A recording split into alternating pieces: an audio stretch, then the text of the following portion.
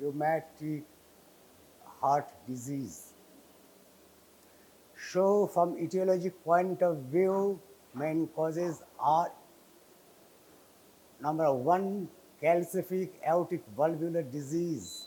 Number two, bicuspid aortic valve. Number three, rheumatic fever can produce progressive fusion, thickening, calcification, and fibrosis, and others like chronic kidney disease, Paget's disease of the bone, previous radiation exposure, mainly mediastinal irradiation, that may lead to fibrosis, thickening, and ultimately calcification of the aortic valve leaflets, and systemic lupus erythematosus. Now, bicuspid aortic valve, most common congenital anomaly, approximately 1 to 2% of the general population. In that situation, there is a commissural problem, a commissural pathology that may be horizontal or vertical. In a setting of horizontal commissure, leaflets are designated as anterior and posterior leaflets. On the other hand, in the vertical disposition of commissural, the leaflets are right and left leaflets, that means right and left coronary leaflets. There is accelerative progression in the form of calcification and premature stenosis.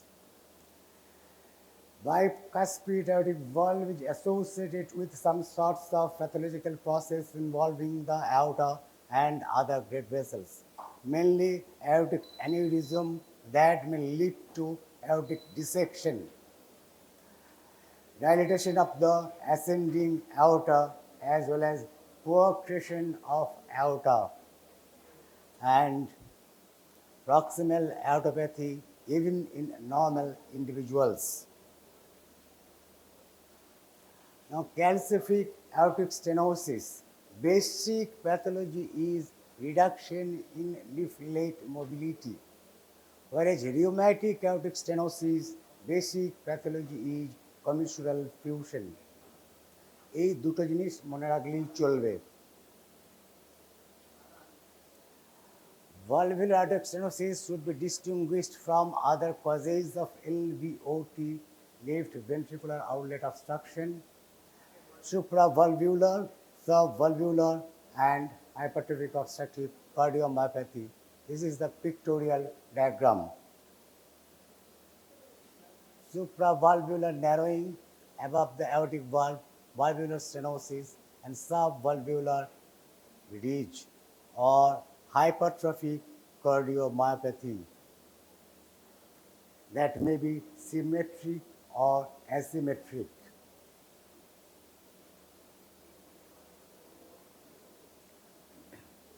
Normal aortic valve orifice area is about 2 to 4 square centimeter. Severe aortic stenosis means aortic valve orifice area less than 1 square centimeter. And critical aortic stenosis less than 0.7 square centimeter. Hemodynamic hallmark. I have already told normal valve function is ejection of blood through a transvalvular pressure gradient. Now the systolic pressure gradient normal is less than or equal to 15 millimeter of mercury through the aortic valve to aorta. Aortic valve gradient, aortic flow, and 50 to 100 milligram gradients are common in severe stenosis. So normal transvalvular gradient is less than 15 millimeter of mercury. In a setting of severe aortic stenosis, the gradient may be 50 to 100 millimeter of mercury. is the mean transvalvular pressure gradient. এগুলো লাগবে না।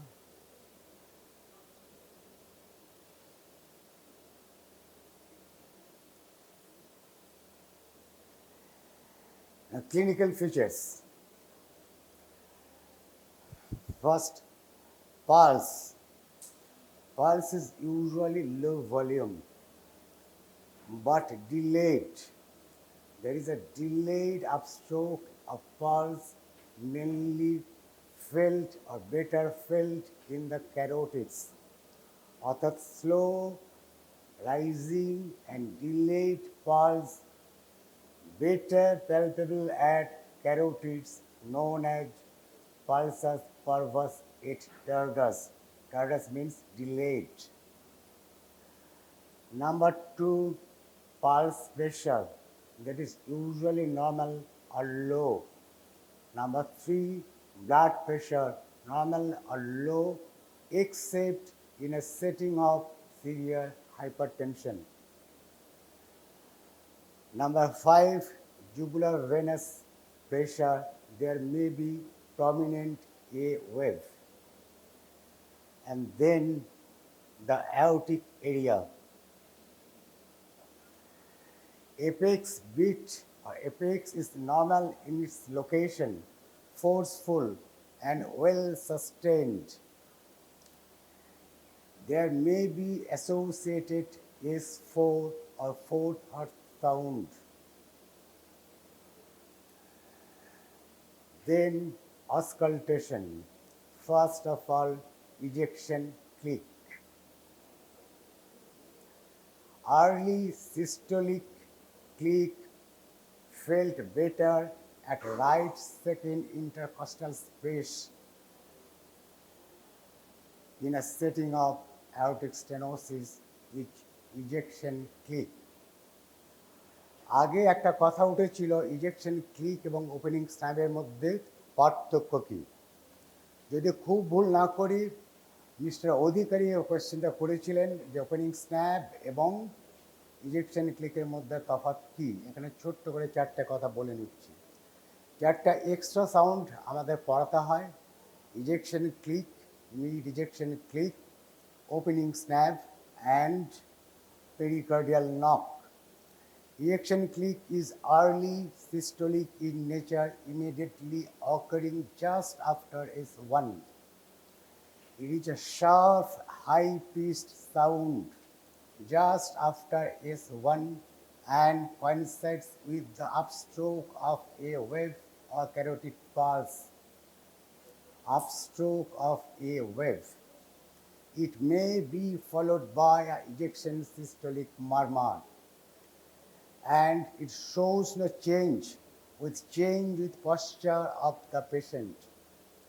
Number two, mid ejection click usually occurs at mid or late systole. It is also brief and sharp as well as high-pitched, occasionally followed by mid or late systolic murmur. It may change with change of posture, example left atrial myxoma, or after S1 systolic in nature and coincides with the upstroke of main carotid arterial pulse. May be followed by ejection systolic murmur. Etiologic basis: valvular stenosis, mainly semi-lunar valve stenosis like aortic stenosis or pulmonic stenosis. Mid systolic ejection click, that is also sharp, short-pitched, high-pitched, and changes with posture, may or may not be followed by mid or late systolic murmur, occurs in mitral valve prolapse or left atrial myxoma, may change with posture. And opening snap, that is a diastolic sound, occurs just after S2 by 0.12 seconds. But this is not constant.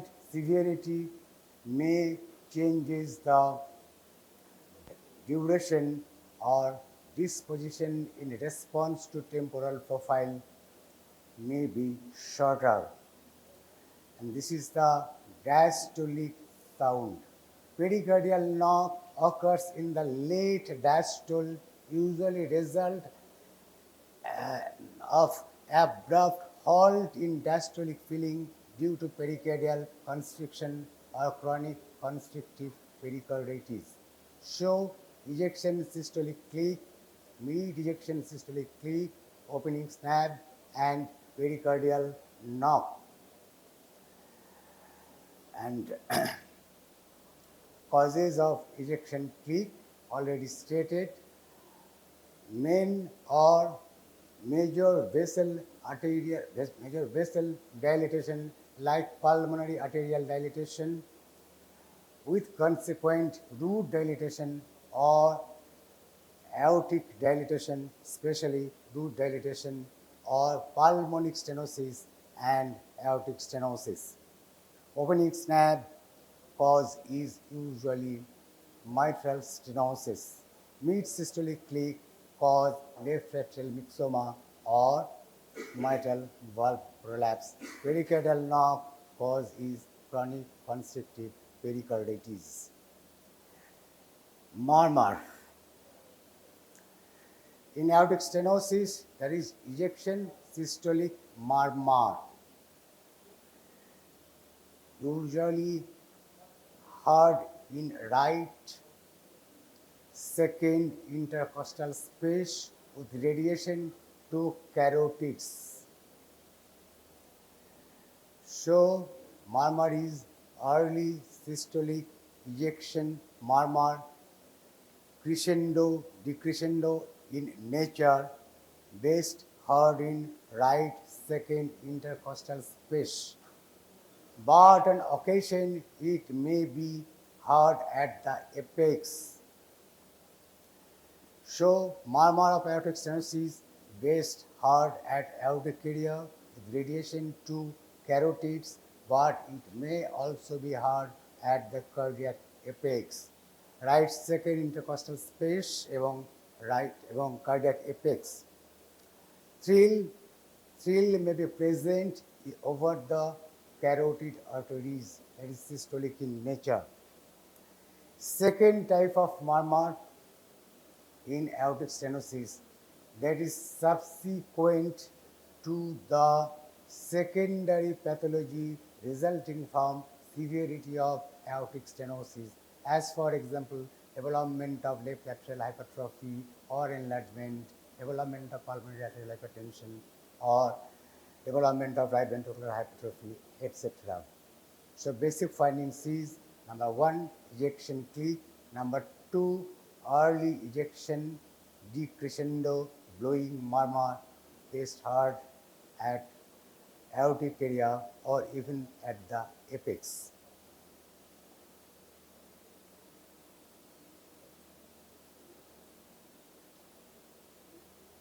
Stage of aortic stenosis. On the basis of anatomy, mainly valve anatomy, valve hemodynamics, hemodynamic consequences and symptoms. Severity of AS can be categorized into 4 stages, A, B, C, D. A, at risk for disease. B, that is progressive disease. C, severe disease but without any symptoms. And stage D, severe disease that is symptomatic. Stage C again can be categorized into C1 and C2. C1 means compensated LV, that is with normal LV ejection fraction. And stage C2, that is severe but asymptomatic but with decompensation, that means LV ejection fraction is subnormal.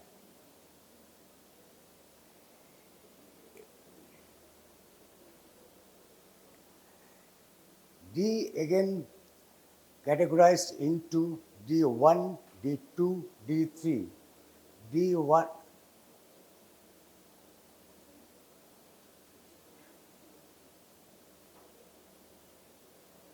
D1 symptomatic, severe, high gradient. D2 is severe, low gradient with reduced LVEF.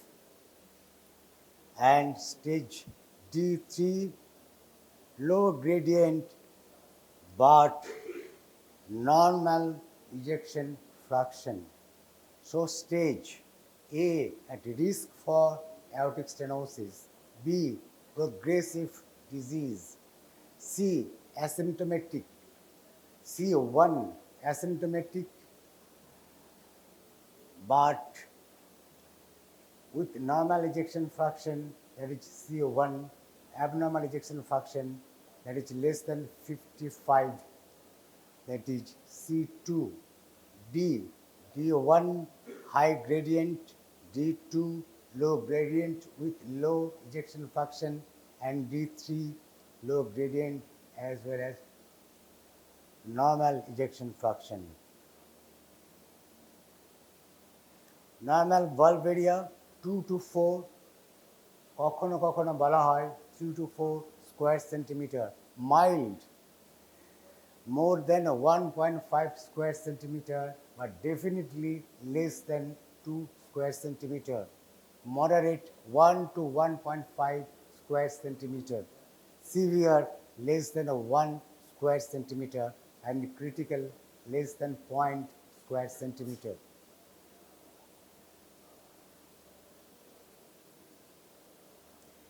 Peak velocity, peak jet velocity, that means the maximum velocity through the aortic valve. The peak velocity is normal less than 2 meter per second, mild stenosis 2 to 9 meter per second, moderate 3 to 3.9, severe 4, and very severe more than 5 meter per second. It is the Vmax or peak velocity.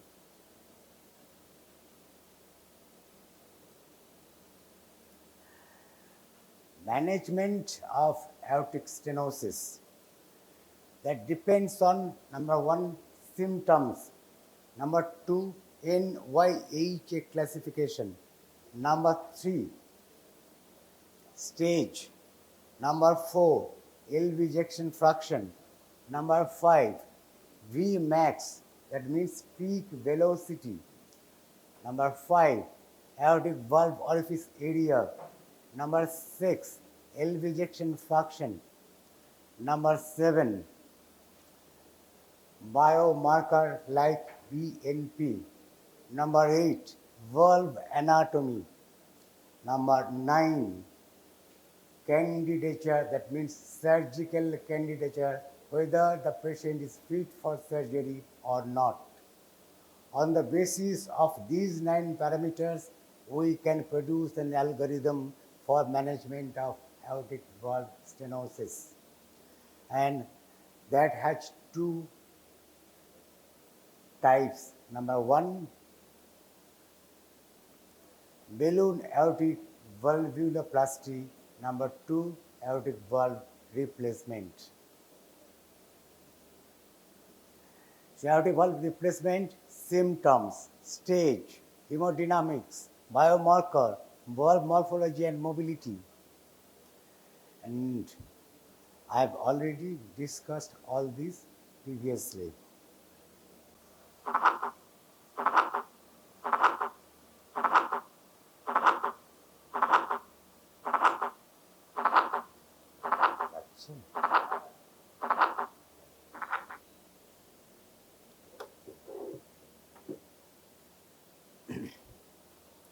Now aortic regurgitation. Aortic regurgitation means inability of valve to prevent backflow or reversal of blood from the aorta. At the beginning of my discussion, I have mentioned the normal valve function, number one, ejection, and number two, prevention of the reversal or reflux. So aortic regurgitation means the reflux of blood from the aorta to the left ventricle. Aortic regurgitation means the pathology in the aortic root or aortic leaflet or combined. Now, etiologic basis leaflet abnormalcy found in rheumatic heart disease, aortic valve sclerosis and calcification, infective endocarditis, certain congenital anomalies like bicuspid aortic valve. Bicuspid aortic valve may be complicated by aortic stenosis but also by aortic regurgitation in late stage. Aortic root abnormalcy like chronic hypertension, aortic dissection, Marfan syndrome, osteogenesis imperfecta, and combined bicuspid aortic valve and ankylosing spondylitis. One, leaflet abnormalcy. Number two, aortic root abnormalcy. Number three, combined valve leaflets and aortic root. These three are the pathologic bases of aortic regurgitation. Pathology. Aortic regurgitation means volume overload of left ventricle that induces transducer leading to LV remodeling and LV enlargement. With gradual progression and passage of time, there is development of left ventricular hypertrophy. Again, classification, more or less same thing. This is the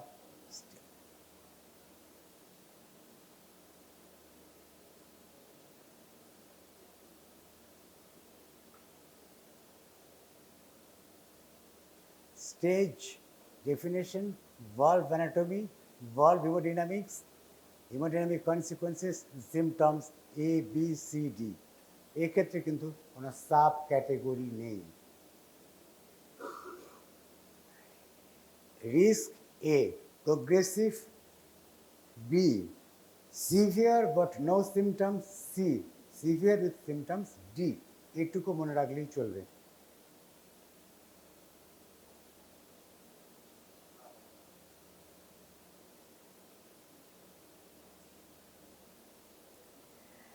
Now, clinical features. Nail bed, that is capillary pulsation, known as Quincke's pulse.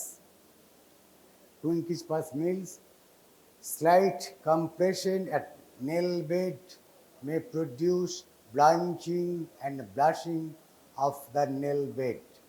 That is Quincke's pulse, capillary pulsation or Quincke's pulse. Number two, high volume water hammer pulse. Number three, wide pulse pressure. Number four, demasset sign, that means head nodding with each systolic contraction. Corrigan's pulse or water hammer pulse, already stated, and Dirosius murmur, that means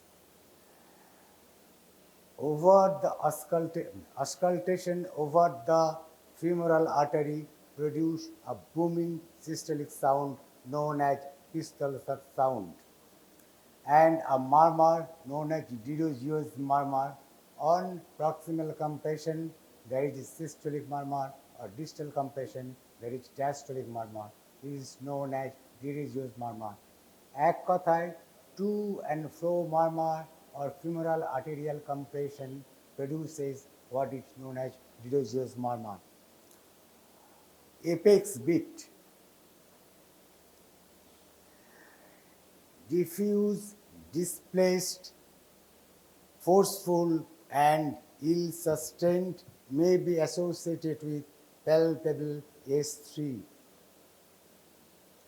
diffuse, displaced, forceful, ill-sustained may be associated with S3. Diminished intensity of A2 or S2, that is second heart sound. Number 3,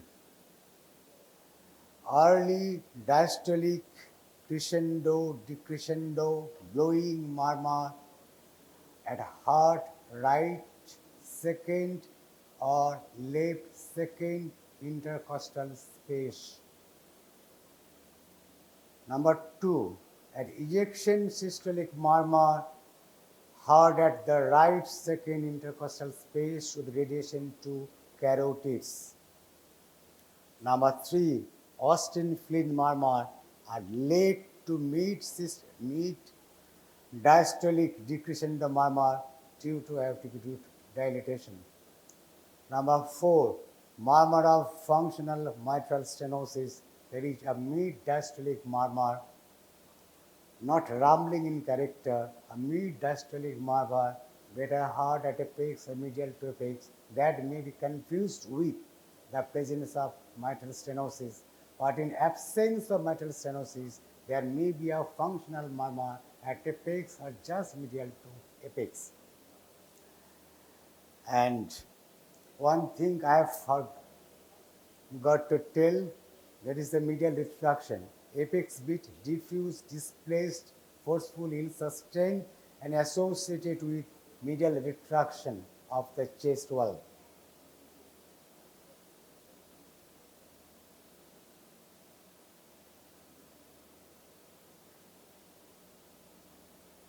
Management. Again, like management of mitral regurgitation, certain parameters against responsible.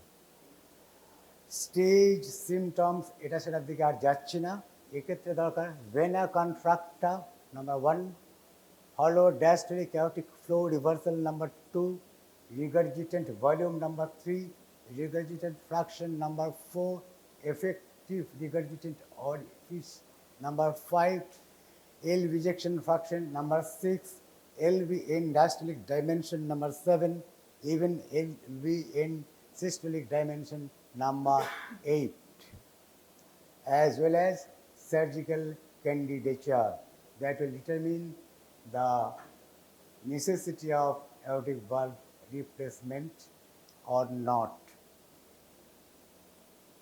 Now, what we have missed, ECG findings of aortic stenosis and aortic regurgitation. First chapter. প্রথম ECG. Aortic stenosis, there is pressure overload that may lead to left ventricular hypertrophy with strain pattern. Criteria for left ventricular hypertrophy.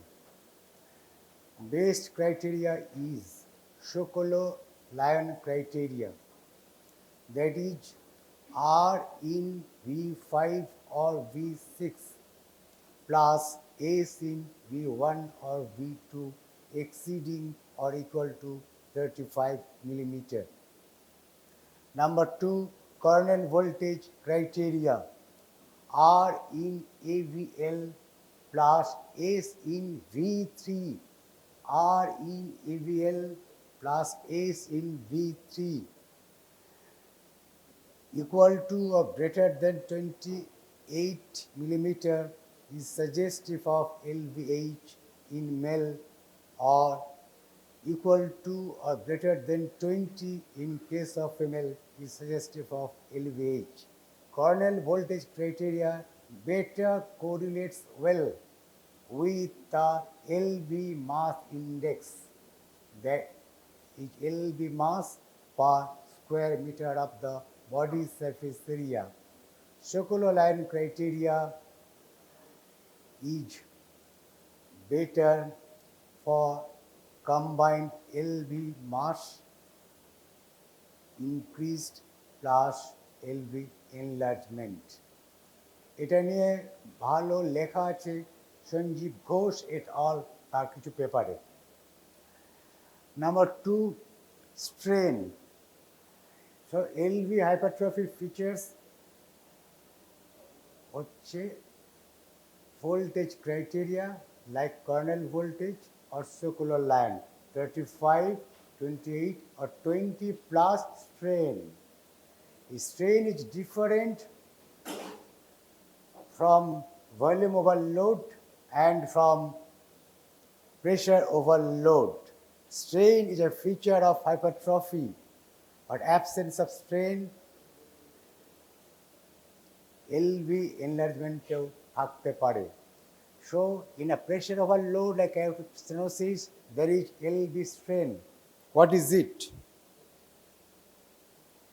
ST segment depression with convexity upwards. ST segment depression with convexity upwards. T wave inversion, that is asymmetrical. There is a descending limb and the ascending limb are not equal. So ST segment depression with convexity upwards followed by T wave inversion, that is asymmetric and with a blunt nadir.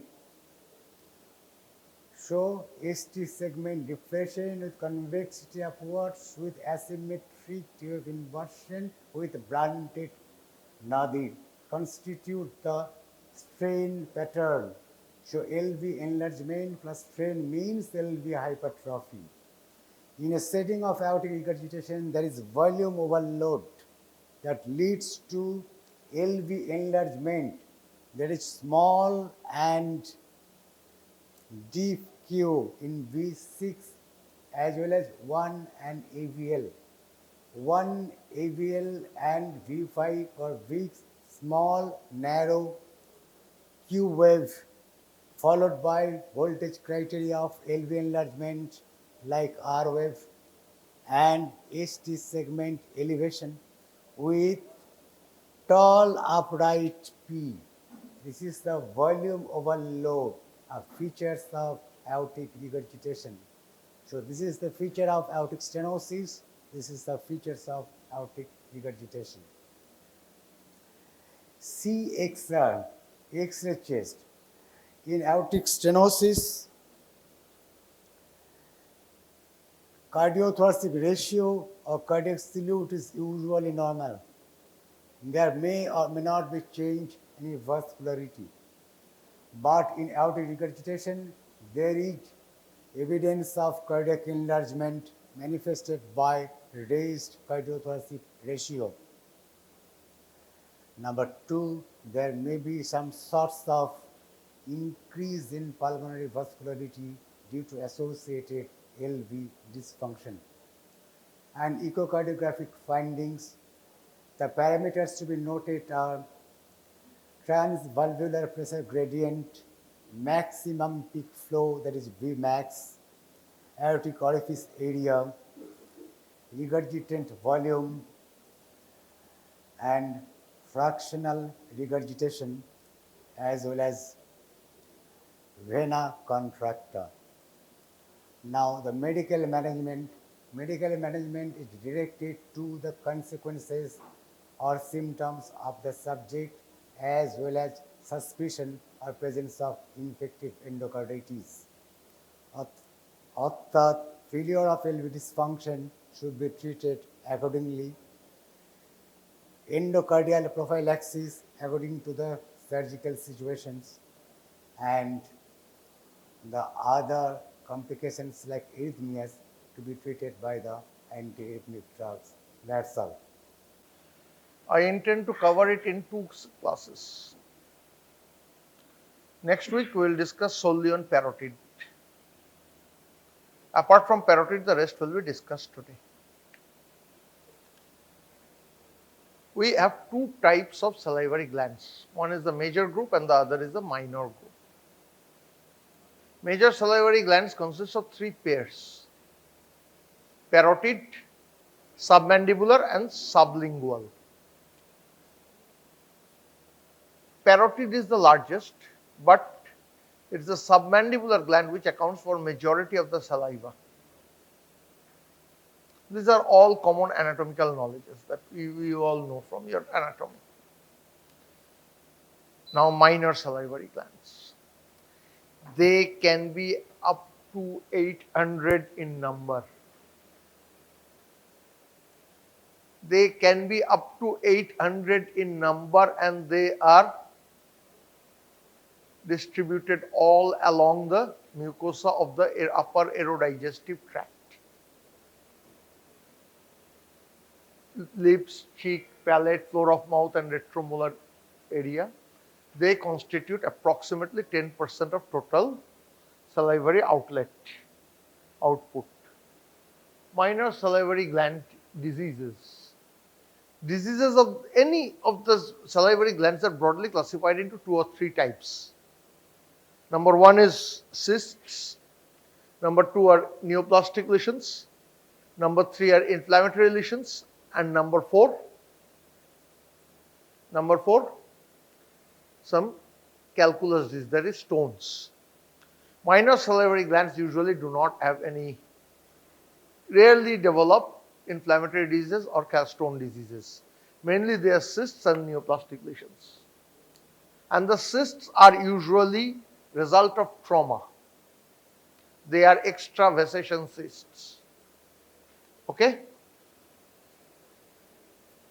These glands can secrete against pressure. That is the most important thing. Next is, most cysts are of extravasation variety than of the retention variety. Arise in the loose mucosa of the lower lip and floor of the mouth, where saliva can easily collect. They present as painless and usually but not always translucent swelling. Some resolve spontaneously. Most require surgical excision. Recurrence is very rare. Next are the tumors. Again, same thing. Wherever there is a minor salivary gland, there can be tumors of the minor salivary gland. That is along the entire upper aerodigestive tract. The most common sites are palate, upper lip, retromolar regions. A well-defined rubbery lump in the oral cavity is a minor salivary gland tumor unless proved otherwise. Benign tumors most commonly present as painless, slow-growing, firm swelling. Ulceration is extremely rare. Excision biopsy with primary closure is the treatment for benign tumors. But however, in hard palate, the primary closure is a bit difficult, particularly in the palatal region, because not only you have to excise the tumor, you have to close the gap. And along the palate, it is very difficult to do so. So, before embarking on any resection, a punch biopsy is often preferred to know the nature of the lesion. If it is benign, you can always do it. But if it turns out to be malignant, then some extensive form of surgery may be needed, which may include up to resection of the maxilla. Hard palate is nothing but the undersurface of the maxilla, isn't it? So, if it is a malignant tumor, you may need to excise the entire maxilla. That gives rise to a big gap. Your entire support system is gone. Then how will you do it? How will you manage it? You have to reconstruct. Some sort of reconstruction may be needed. It all depends on the size of the tumor, on the exact location of the tumor, and of course on the histological grading of the tumor. Okay? Next is the malignant neoplasm of the minor salivary glands. They are extremely rare, thankfully. Thankfully, these tumors are extremely rare because they are very difficult to treat, as I have already said. These tumors have a higher chance of being malignant than submandibular or parotid swellings. Of all parotid neoplasms, approximately 20 to 30% is malignant. Of all submandibular glands, it is around 50% that is malignant.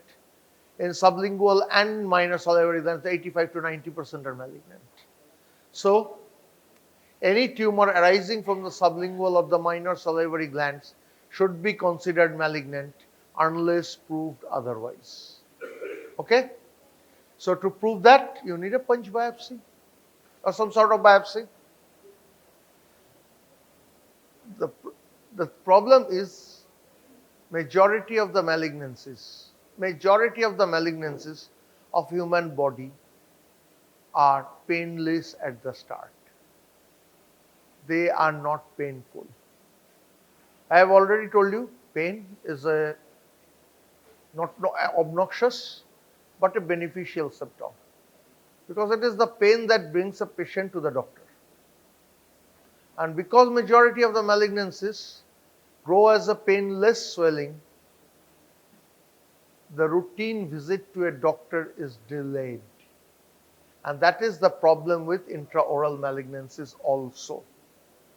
However, there is another thing, but the problem is it is known to us but not to the common man, that some varied degree of discoloration of that swelling may be seen, which is uncommon in benign tumors. Okay? And high-grade lesions may become necrotic and show some ulceration. Again, ulceration will produce pain. Hopefully that will bring the patient to the doctor. Treatment is surgical excision followed by reconstruction and radiotherapy. Basically, minor salivary glands, in exam purpose, is it very important? The answer is no. Max to max you will get a short note of 2 to 3 marks. Nothing else. Because cases of minor salivary gland neoplasms are extremely rare, it is very unlikely that you are going to get it in your exam. Okay? Now the sublingual glands lies on the floor of the oral cavity underneath the tongue, bordered laterally by the mandible. These glands form a shallow groove on the mandible, medial surface of the mandible, which is known as the sublingual fossa. Submandibular duct and lingual nerve pass along the medial aspect of the sublingual gland. Okay? This point is to be noted very importantly. What is submandibular duct and lingual nerve pass along the medial aspect of the sublingual gland? Why?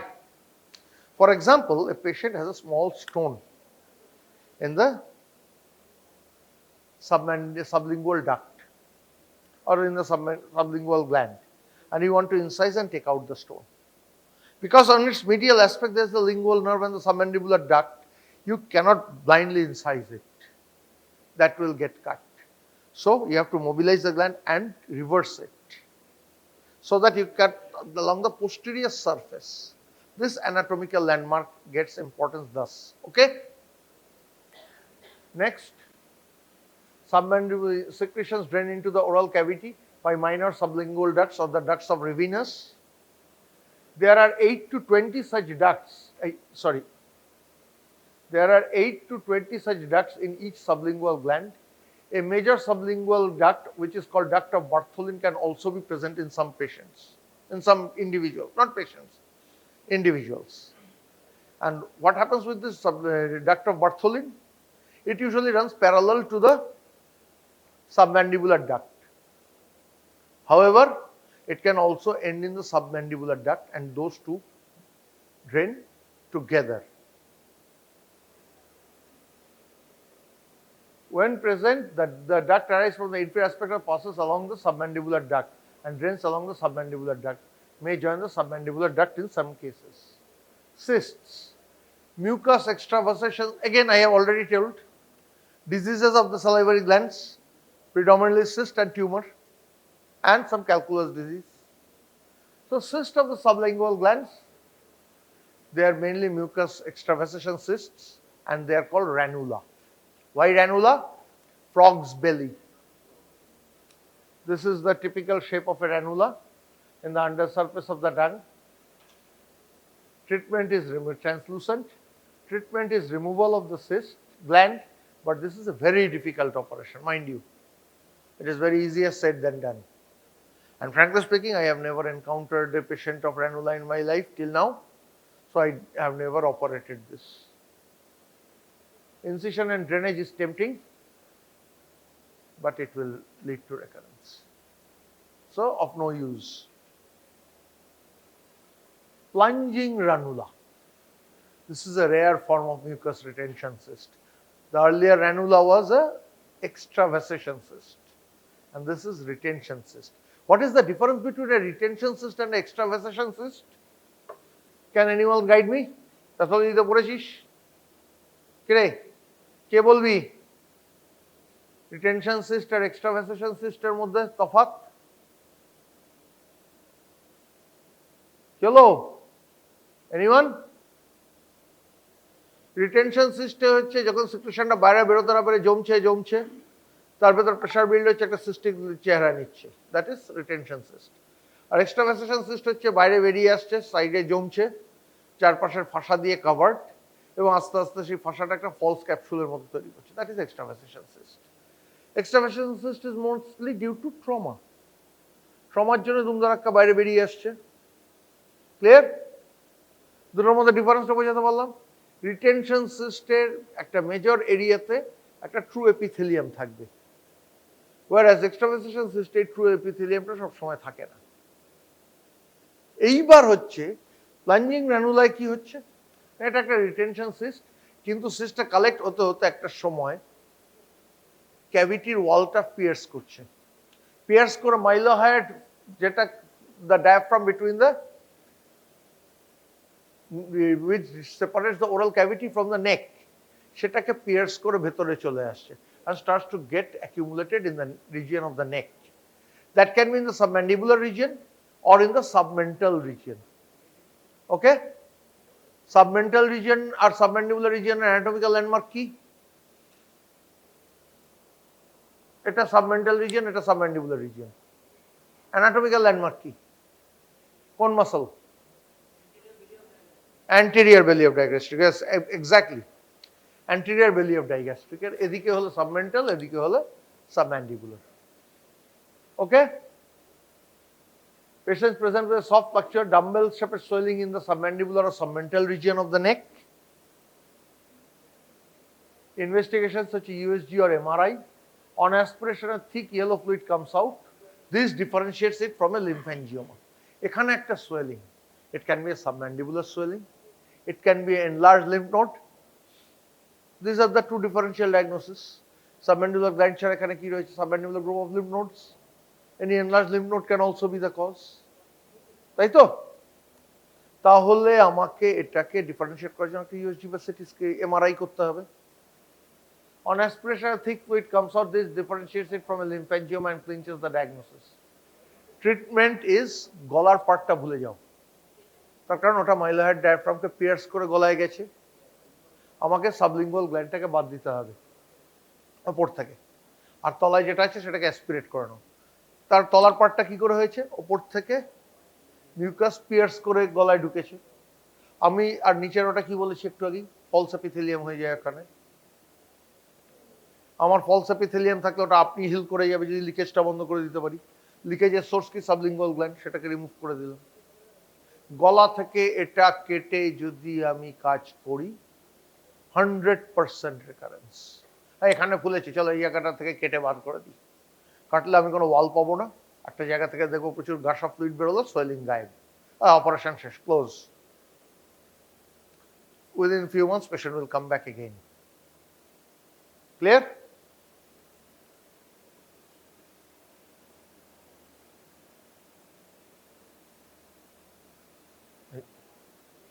এরপর হচ্ছে tumours of the sublingual gland.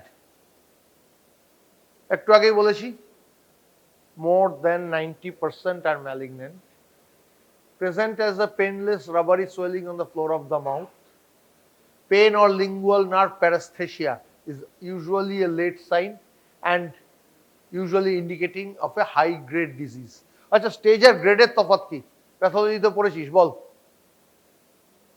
What is a grade of a tumour? কে বলবি? What is stage of a malignancy? What is grade of a tumor? Staging means, what you have said is absolutely right, TNM. That is the AJCC classification. Tumor size, nodal status or metastasis. That is the stage of the disease. A grade হচ্ছে histological entity. That is not a, that stage is basically a clinical entity, whereas grade is a histological entity. যেখানে usually nuclear polymorphism, tubule formation and other microscopic features are taken into consideration. Higher the grade, more the propensity of the tumor to spread fast, more the propensity of the tumor to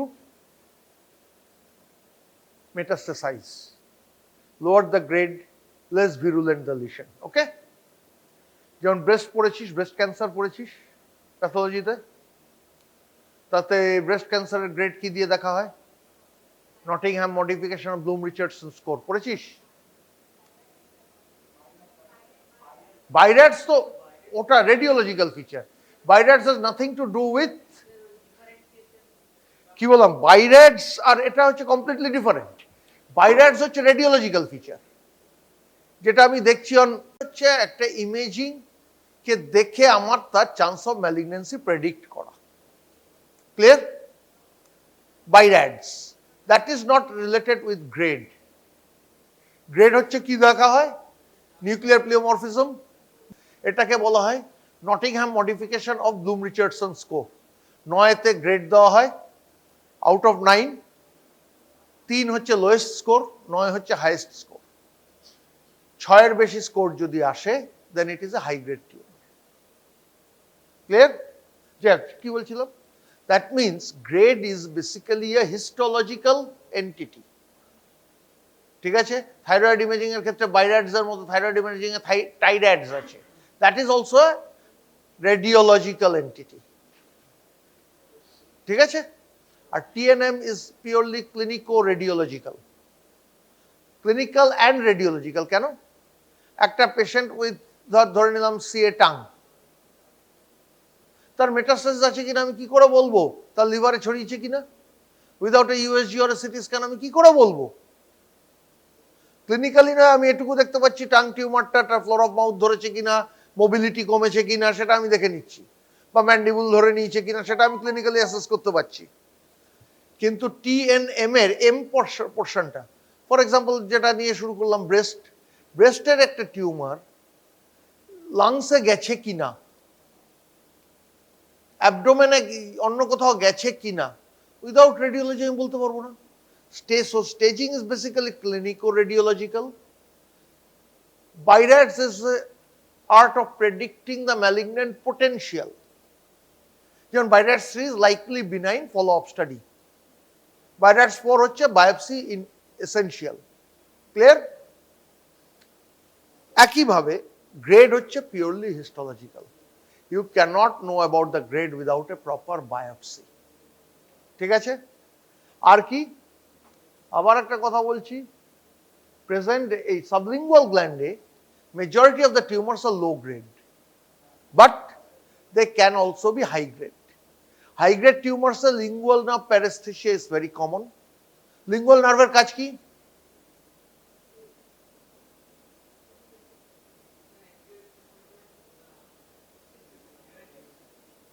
আমার sensation নিয়ে problem হচ্ছে, হতেই পারে। এরপর কাজে আমার মুখে যখন ওটা পাচ্ছি একটা পাঞ্চ বায়োপসি করতে হবে। পাঞ্চ বায়োপসি থেকে আমি কি কি জিনিস জানতে পারছি? It confirms whether it is a malignant or a benign lesion. If malignant, যদি আমার অ্যাডিকুয়েট টিস্যু থাকে আমার গ্রেডেশন সম্বন্ধে একটা আইডিয়া এসে যাবে গ্রেড নিয়ে। এরপর যে মোমেন্টে ম্যালিগন্যান্সি কনফার্ম হলো আমাকে স্টেজিং এ যেতে হবে। স্টেজিং আমাকে কি দিয়ে? টিএনএম। টি স্টেজিং এর একটা ইম্পর্টেন্ট পয়েন্ট হচ্ছে সাইজ, এবং সাইজ বাড়তে বাড়তে চারপাশের টিস্যু ধরতে পারে। চারপাশের টিস্যুকে কতটা ধরেছে সেটা বোঝার জন্য সিটি এমআরআই এর হেল্প নিতে হতে পারে। ঠিক আছে? এবার মেটাস্টাসিস ধরার জন্য আমাকে এক্স-রে ইউএসজি সিটির হেল্প নিতে হতে পারে। So a staging evaluation is needed, and that will depend on the what sort of operation do we need. Basic জিনিস হচ্ছে এই স্টেজিং ইভ্যালুয়েশনের ফার্স্ট কাজ হচ্ছে যে কোনো ক্যান্সারে, be it colorectal, be it head neck, be it thyroid, be it breast, be it parotid, আমার first কাজ হচ্ছে বার করা whether it is in a operative stage or not. Remember, for all solid organ tumors except squamous cell carcinoma of the anal canal and primary tumor of the larynx, early tumors almost always is best treated by surgery. সে gynae হোক, surgically হোক, ইএনটিতেই হোক। তাও যেগুলো বললাম সেখানে surgery and radiotherapy is equal, তাহলে সার্জারি কেন ফার্স্ট ট্রিটমেন্ট নয়? Because organ preservation is a very important. Laryngeal গ্রোথে আমি যদি ল্যারিঞ্জটা বাদ দিয়ে দিই, ভয়েস তো লস্ট, তাই না? একইভাবে carcinoma of the anal canal, squamous cell কার্সিনোমায় আমি যদি অ্যানাল ক্যানালটা বাদ দিয়ে দিই, পার্মানেন্ট এন্ড কোলস্টমি নিয়ে পেশেন্টকে ঘুরতে হবে। সো অর্গান প্রিজার্ভেশনের কথাটা মাথায় রাখতে হচ্ছে। Apart from these lesions, almost all solid organ cancers have surgery as their primary treatment. কাজে স্টেজিং এর ফার্স্ট জায়গা হচ্ছে আমাকে খুঁজে বার করতে হবে আমার কতটা ছড়িয়েছে।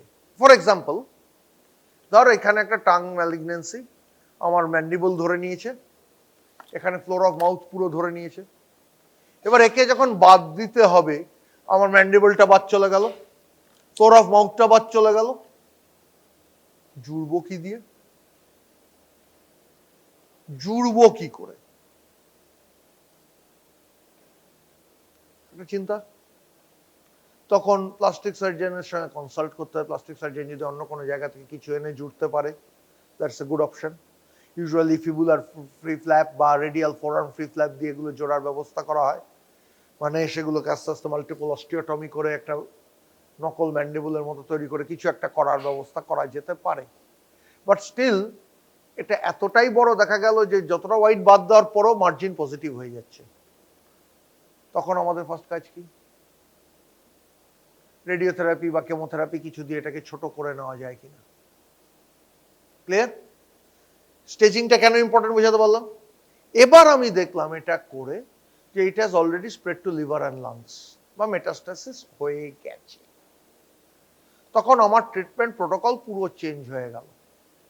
যে পেশেন্টের ডিস্ট্যান্ট মেটাস্টাসিস হয়ে গেছে তার আর ট্রিটমেন্ট উইথ কিউরেটিভ ইন্টেন্ট সম্ভব নয়। কি বললাম? তার মানে আমার যে কোনো ম্যালিগন্যান্সি ট্রিটমেন্টকে আমি দুভাগে ভাগ করছি। একটা হচ্ছে ট্রিটমেন্ট উইথ কিউরেটিভ ইন্টেন্ট, আর একটা হচ্ছে ট্রিটমেন্ট উইথ প্যালিয়েটিভ ইন্টেন্ট, যেখানে আমি জেনে গেলাম ট্রিটমেন্ট রোগটা আমি অ্যাটাক করলে সারলেও সারতে পারে, চেষ্টা কর। এখানে সারার চান্স নেই। যেখানে সারার চান্স নেই জেনে গেলাম, আমার তখন টার্গেট কি? পেশেন্টের কষ্ট কমাও, পেশেন্টকে একটা বেটার কোয়ালিটি অফ লাইফ দাও। ক্লিয়ার? এটা হচ্ছে আমার টার্গেট তখন। আর এখানে go for aggressive kill. Staging assumes importance here. Clear? এটা কিন্তু সমস্ত ম্যালিগন্যান্সির জন্য। ক্লিয়ার? সে কোলোরেক্টাল হোক, স্টমাক হোক, থাইরয়েড হোক, ব্রেস্ট হোক, যেগুলো তোদের পরীক্ষার জন্য সবচেয়ে বেশি পড়তে হবে, স্টমাক, কোলোরেক্টাল, ব্রেস্ট, থাইরয়েড, এই চারটে সবচেয়ে বেশি পড়তে হয় একজন সার্জনকে তার পরীক্ষার জন্য। ঠিক আছে? পরীক্ষা পারপাসে। ক্লিয়ার? এবার আমি যখন দেখছি একটা স্টেজিং এর পর এটা অপারেবল স্টেজে আছে, কিন্তু কিছু নেক নোডসে আমার মেটাস্টাসিস আছে, তাহলে আমাকে ওইটা এক্সারসাইজ করতে হবে। আর some form of neck dissection. What is this some form of neck dissection? এটা কেমন কথা হয়ে গেল? নেক ডিসেকশনকে মোটামুটি নেকের লেভেলগুলো মনে আছে? নেক নোডসের কার মনে আছে? লেভেল 1 নোডস হচ্ছে সাবমেন্টাল এন্ড সাবম্যান্ডিবুলার, লেভেল 2 হচ্ছে আপার ডাইগ্যাস্ট্রিক, 3 হচ্ছে মিড ডাইগ্যাস্ট্রিক, 4th হচ্ছে লোয়ার, 5 হচ্ছে পোস্টেরিয়র ট্রায়াঙ্গেল, 6 হচ্ছে অ্যান্টেরিয়র ট্রায়াঙ্গেল। এবার হচ্ছে নেক ডিসেকশনে ট্র্যাডিশনালি হচ্ছে 6 is not part of neck dissection. Level 6 node dissection is not usually needed except we are dealing with some sort of thyroid malignancy. Clear? Anterior triangle দরকার পড়ে না। এবার node 2, 3, 4 typically সুপ্রাওমোহাইড dissection বলে, শুধু 2, 3 করা হয়, 1, 2, 3 অনেকে বলে সুপ্রাওমোহাইড ডিসেকশন। ইট ডিপেন্ডস কোন জায়গায় আছে, কতটা আমার টিউমার এই লিম্ফ নোডস গেছে। ইউজুয়ালি বলা হয় even a single node enlarge node in the neck তখন আর সুপ্রাওমোহাইড করা হবে না। Supraomohyoid dissection is basically a prophylactic dissection, যেখানে আবার রেডিওলজিতে কোনো এনলার্জ লিম্ফ নোড নেই, সেখানে a simple supraomohyoid dissection is sufficient. এই জন্য কথাটা বারবার লিখেছি, সাম কি বলে with or without neck dissection, some form of neck dissection is important. আমি সবার পুরো নেক করব না, ক্লিয়ার? আর সাবলিঙ্গুয়াল থেকে লেভেল 5 এ যাওয়ার চান্স খুব কম, এই যে লেভেল 5 আমার অতটা ইম্পর্টেন্ট নয়, 1, 2, 3, 4 মোর ইম্পর্টেন্ট। ঠিক আছে, এর মধ্যে যদি নোড নেগেটিভ থাকে 1, 2, 3 করলেই যথেষ্ট, এটাকে বলে সুপ্রাওমোহাইড ডিসেকশন। ক্লিয়ার?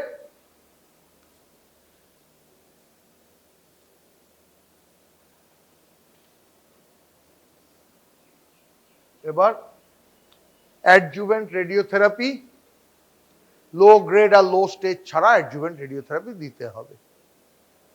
ঠিক আছে, এরপর হচ্ছে সাবম্যান্ডিবুলার গ্ল্যান্ডস। আজকে আমরা সাবম্যান্ডিবুলার করে শেষ করে দেবো, পরের দিন প্যারোটিড করব পুরোটা। প্রবলেম একটাই, আমাকে 2টো টপিক ক্লাস দেওয়া হয়েছে, আমি যেটা হিসেব করে দেখলাম একটা ক্লাসে শেষ করে দেওয়া যায় গোটা স্যালাইভারি গ্ল্যান্ডস, কিন্তু একটা ক্লাসে করার থেকে 2 দিনে ছোট ছোট করে ভাগ করে নেওয়াটা বেটার। সাবম্যান্ডিবুলার গ্ল্যান্ডস হচ্ছে নাম থেকেই বোঝা যাচ্ছে below the mandible, on either sides 2টো লোব আছে, larger superficial lobe and smaller deep lobe. They are connected along the posterior border of the mylohyoid muscle. ঠিক আছে, anterior facial vein and artery runs over the surface of the gland in close association with marginal mandibular branch of the facial nerve.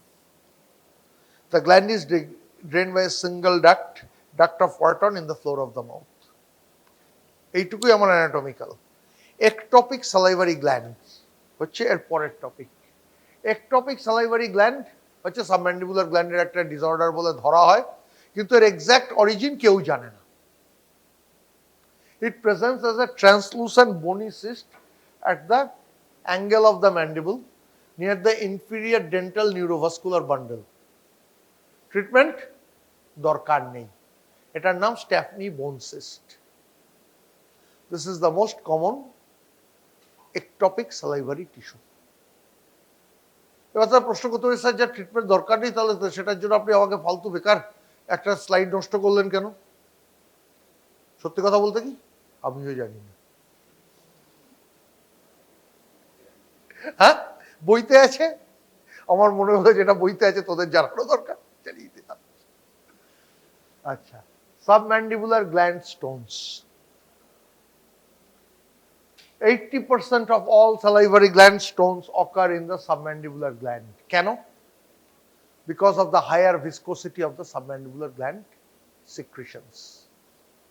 80% of all submandibular stones are radio opaque. X-ray সুন্দর দেখা যায়, 80% এর বেশি। Most are phosphate and oxalate stones. Stones often get impacted. The two most common sites of impaction are the hilum. কি বললাম? হাইলামটা কোনটা? The portion that communicates between the superficial lobe and the deep lobe. Superficial lobe R deep lobe এর কমিউনিকেশনটা কোথায়? Along the posterior border of the mylohyoid. ওখান দিয়ে সরুয়ে একটা bend আছে, ওই পার্টটায় ওখানেই আটকে যাওয়ার চান্স বেশি। আর at the punctum of the duct, ডাক্টটা যেখানে সে ওপেন হচ্ছে সেই জায়গাটায়। Patients usually present with acute painful swelling over the submandibular region precipitated by eating. খুব সোজা হিসেব, লোভনীয় খাবার দেখলে জিভে জল চলে আসে, হোয়াট ইজ দ্যাট? স্যালাইভা। খেলে জিভে স্যালাইভা আসছে, তার মানে খাবার যখন খাচ্ছে তখন স্যালাইভা বেরোতে চাইবে, এদিকে ডাক্ট অবস্ট্রাক্টেড, ব্যথা হবে, ফুলবে। টিপিক্যাল হিস্ট্রি, ঠিক আছে? The swelling occurs rapidly and resolves 1 to 2 hours after the meal is complete. এই দেখ এক্সরেতে দেখা যাচ্ছে, এইটা হচ্ছে ডাক্টের স্টোন, এটা হচ্ছে হাইলামের ওখানে স্টোন, ঠিক আছে? এক্সরেতে এরকম দেখা যায়, এটাকে বলে occlusal view, intraoral view. On clinical examination, an enlarged firm submandibular gland is seen, often tender on bimanual palpation. আর যে মোমেন্ট একটা কিছু অবস্ট্রাক্টেড হয়ে যাচ্ছে তার ভেতরে pent up secretions can get infected. Infected হলে পাস পয়েন্ট দেখতে পারি, পাস পয়েন্ট বা দুদিক থেকে বাইম্যানুয়ালি প্যালপেট করলে পাস বেরিয়ে আসতে পারে থ্রু দ্য ডাক্ট, ঠিক আছে? Stones in the duct often treated by incision on the duct and stone retrieval. সাবধান, একটু আগে সাবলিঙ্গুয়াল গ্ল্যান্ডেও বলেছি, সাবম্যান্ডিবুলার ডাক্ট স্টোনও যখন আমি ইনসাইজ করে স্টোনটা বার করব, কাজ দিয়ে কি আছে? লিঙ্গুয়াল নার্ভ আর সাবলিঙ্গুয়ালের ডাক্ট থাকতে পারে, এবং অনেক সময় এই দুটো এর ওপর দিয়ে যায়, কাজে অ্যান্টিরিয়ারলি আমি যদি একটা ইনসিশন মারি ওটা কেটে যেতে পারে, ওর পোস্টেরিয়র সারফেস দিয়ে ওটা যাচ্ছে না, সেখানে ইনসাইজ করে আমাকে বার করতে হবে। তার মানে কি, সাবলিঙ্গুয়ালের স্টোনে যদি আমাকে হাত চালাতে হয় এইভাবে, থ্যাঙ্কফুলি সাবলিঙ্গুয়ালের স্টোন ভেরি রেয়ার। বোঝাতে পারলাম? মানে জিনিসটা দেখতে পাচ্ছি এখনই দাগ মেরে বার করে দিই না, আমার জিনিসটা উল্টে দিতে হবে, কারণ পেছনে কোনো ভাইটাল স্ট্রাকচার নেই, ঠিক আছে? এবার treatment, stones in the duct, stone retrieval, stones in the gland often treated by excision of the gland. তবে আজকালকার দিনে অনেক non invasive, less invasive technique রয়েছে, গ্ল্যান্ড স্পেয়ারিং টেকনিক। কেউ ডরমিয়া বাস্কেট দিয়ে বার করছে, কেউ লিথোট্রিপ্টার দিয়ে স্টোনগুলোকে গুঁড়ো গুঁড়ো করে বার করে আনার চেষ্টা করছে। এগুলো বইতে পড়েছি, আমি জীবনে চোখে দেখিনি, ঠিক আছে? হোপফুলি তোরা দেখতে পাবি তোদের কেরিয়ারে, আমি দেখিনি কোনোদিন, ঠিক আছে? সাবম্যান্ডিবুলার গ্ল্যান্ড টিউমার্স, এই যে এটা তো আগেই বলেছি তোদের, কার কত malignant potential. Submandibular gland tumors usually present as slow growing, painless swelling in the submandibular region, clinically impossible to differentiate between a submandibular gland and an enlarged submandibular node. Clear? Mind it. Pain is not an important indicator of malignancy. The indicator gulo ki rapid growth, facial nerve palsy, enlarged neck nodes and skin tethering are pointers towards malignancy. Clear? 50% of submandibular gland tumors are malignant. Most common histologic type is adenocystic carcinoma. FNAC or core needle biopsy is mandatory for all tumors of submandibular salivary gland. After FNAC, আমি জেনে গেলাম benign না malignant, যদি benign হয় simple excision of the lump sufficient, যদি malignant হয় staging। একটু আগে কথা বললাম, the same thing, the moment you diagnose a cancer tumor as a malignant one, the first thing is staging. Stage, then treatment. Okay? In case the malignant CT MRI is needed, white clearance of the submandibular triangle with some form of neck dissection is needed. বলেই দিলাম, some form of neck dissection, true for all head neck cancers. Say tongue হোক, সে lip হোক, সে thyroid হোক, parotid হোক, submandibular হোক, the basic idea is same. Wide local excision followed by some form of neck dissection. Clear? এর মধ্যে কিছু কিছু ক্ষেত্রে নেক ডিসেকশন দরকার নেই, যেমন ফলিকুলার কার্সিনোমা অফ থাইরয়েড, তার লিম্ফ নোড স্প্রেড খুব কম, দরকার নেই, ঠিক আছে? আবার প্যাপিলারি থাইরয়েড কার্সিনোমা বা medullary thyroid carcinoma neck dissection is must. প্যাপিলারিতে লোয়ার ইউনিল্যাটারাল সাফিসিয়েন্ট, মেডালারিতে বাইল্যাটারাল নেক ডিসেকশন করতে হবে। যদি আমার এই দিকের গ্ল্যান্ডও হয় আমার দুদিকের নেকই ডিসেক্ট করতে হবে। ক্লিয়ার? কি বললাম? Some form of neck dissection. Okay, মনে রাখতে হবে lingual and hypoglossal nerves may have to be sacrificed if they are involved or in close vicinity of the tumor. এরপর adjuvant radiotherapy কাজ করব। ক্লোজ রিসেকশন মার্জিন দেখা গেল আমি যতটা কেটেছি তারপর 1 to 1 মিলিমিটার মাত্র ফ্রি আছে। Close resection margin radiotherapy mandatory. High grade tumour radiotherapy mandatory. Clear? আর কিছু? This finishes our topic today. What is the definition of eye bank? An eye bank is a non-profit organization. ঠিক আছে, এটা কিন্তু কোনো প্রফিটেবলের জন্য করা হয় না। আই ব্যাংক যেখানে যেখানে থাকে, it is a non profit organization. কে গভর্ন করে? কখনো কখনো ইটস গভর্ন বাই ট্রাস্টি, বা কখনো কখনো একে govern by board of director. এর উদ্দেশ্যটা কি, মানে মোটো কি? এই যে তিনটে line, procured, process and distributed. ঠিক আছে, এই তিনটে হচ্ছে মেন রিজন আই ব্যাংকের জন্য। ডেফিনেশনটা খালি মনে রাখবি। ঠিক আছে, কর্নিয়া এজ এ ট্রান্সপারেন্ট। ঠিক আছে, কর্নিয়া একটা immune privileged organ. Rest of the transparent যেগুলো হয়, কি হয়? কিডনি ট্রান্সপারেন্ট হয়, হার্ট ট্রান্সপারেন্ট হয়, এইগুলোতে প্রচুর রিজেকশন হয়। রিজেকশন মানে কি? আবার নতুন করে ট্রান্সপ্লান্ট করতে হবে, অনেক সময় করতে হয়, আবার রিজেকশন থেকে অনেক সময় ফেলিওরও হয়ে যায়, গ্রাফট ফেলিওর বলে যেটাকে। কিন্তু এই যে কর্নিয়া যে ট্রান্সপারেন্ট, কিন্তু রিজেকশন খুব কমন নয় বা ফেলিওরও খুব কমন নয়। সাকসেস রেট অন্য ট্রান্সপারেন্টের তুলনায় অনেক বেশি ভালো। কেন ভালো? অনেকগুলো এখানে কজ আছে, তার মধ্যে মেন হচ্ছে যে ফার্স্ট কজটা। ঠিক আছে, cornea is a avascular structure. Avascular structure হওয়ার কারণেই কিন্তু cornea as a transparent success rate অনেক ভালো। ঠিক আছে, রেস্ট অফ দ্য ট্রান্সপ্লান্টের থেকে বডি। কি কি কারণে কর্নিয়াল ট্রান্সপ্লান্ট করা হয়, মানে আই ব্যাংকিংয়ের প্রয়োজনীয়তাটা কি? ঠিক আছে, কর্নিয়াল যে ব্লাইন্ডনেসের কারণগুলো আছে সেগুলোই মেন। ট্র্যাকোমাটা ফার্স্টে লেখা আছে, কিন্তু অলমোস্ট ট্র্যাকোমা ইজ অবসোলেট নাও। এখন কিন্তু আমরা ট্র্যাকোমা পাওয়া যায় না। মেনলি যেগুলো বলতে হবে, ট্রমা, কর্নিয়ার আলসারেশন, কেরাটোকোনাস, অপথ্যালমিয়া নিওনেট্রাম, এগুলোর জন্য আমাদের কর্নিয়াল ব্লাইন্ডনেস হয়। ঠিক আছে, এখন এটার জন্য আই ব্যাংকিং একটা সিস্টেম আছে। ওপরে হচ্ছে আই ডোনেশন, এখানে দেখ আই ব্যাংকিং সেন্টারটা হচ্ছে অ্যাপেক্স, তারপরে হচ্ছে আই ডোনেশন সেন্টার, আর নিচে হচ্ছে একদম নিচে হচ্ছে eye donation centre. Eye donation সেন্টারের কাজ কি? আই ডোনেশন সেন্টারের কাজ হচ্ছে পাবলিক অ্যাওয়ারনেস করা। ঠিক আছে, তারপরে হচ্ছে পেশেন্ট যখন ডেড হয়ে গেল, তারপরে পেশেন্টের রিলেটিভকে বোঝানো কিভাবে কর্নিয়াটা আমরা প্রকিউট করব বা রিট্রিভ করব, এবং ওটা পরবর্তীকালে প্রসেস করব। আই ব্যাংকের কি কাজ? সেম কাজ আই ডোনেশন সেন্টারে। মেন কাজ হচ্ছে এর harvest corneal tissue. Third point, to harvest. এখানে কর্নিয়াল টিস্যুটাকে হারভেস্ট করা হয়, কেননা এটা আমাদের নিয়ম হচ্ছে 24 ঘন্টার মধ্যে ইউজ করতে হয়, কিন্তু বেটার 6 ঘন্টার মধ্যে ওটাকে আমাদেরকে কেটে বাদ দেয় কর্নিয়াল স্কেলার বাটন হিসাবে। ঠিক আছে, আর আই ব্যাংক ট্রেনিং সেন্টার। এখন কর্নিয়া ট্রান্সপ্লান্ট তো করার কাউকে তো করতে হবে, তার জন্য ট্রেনিং হয়। ঠিক আছে, এনপিসিবি থেকে আই সার্জেনদেরই ট্রেনিং দেওয়া হয় যাতে কর্নিয়াল ট্রান্সপ্লান্টটা করা যায়। কি কি জিনিস আমার লাগবে?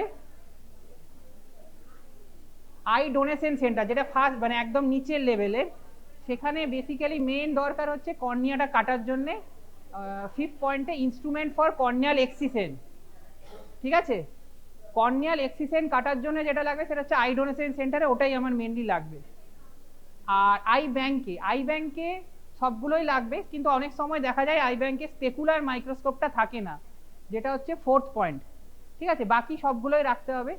আর আই ব্যাংক ট্রেনিং সেন্টার হচ্ছে অ্যাপেক্স, এখানে সবই থাকতে হবে, যতগুলো দেখছি slit lamp, refrigerator, serology, specular microscope, instrument, autoclave, সবই রাখতে হবে। ঠিক আছে, যেটা বলছিলাম, প্রথমে প্রকিউট করতে হবে, তারপর প্রসেস করতে হবে, তারপর ডিস্ট্রিবিউট করতে হবে।